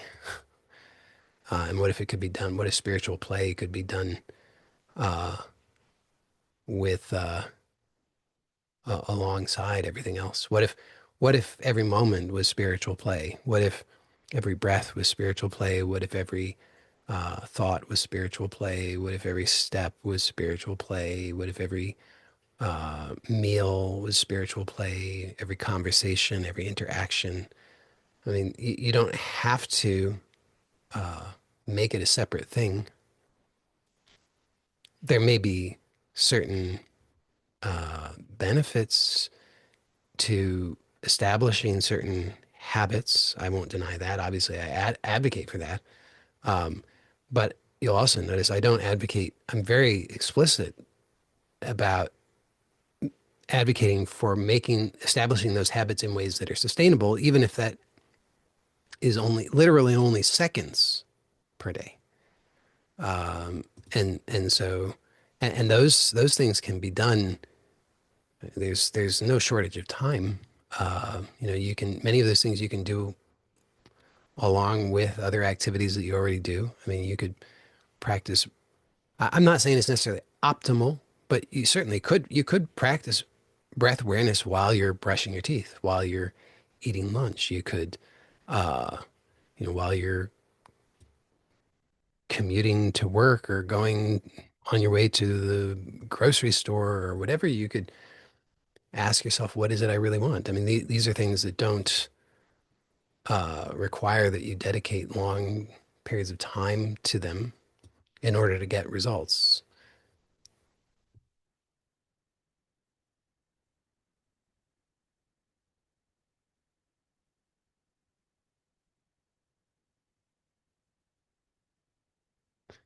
All right. I think that was all the questions. Thank you to all of you. Blessings to you all. Take care. Bye for now.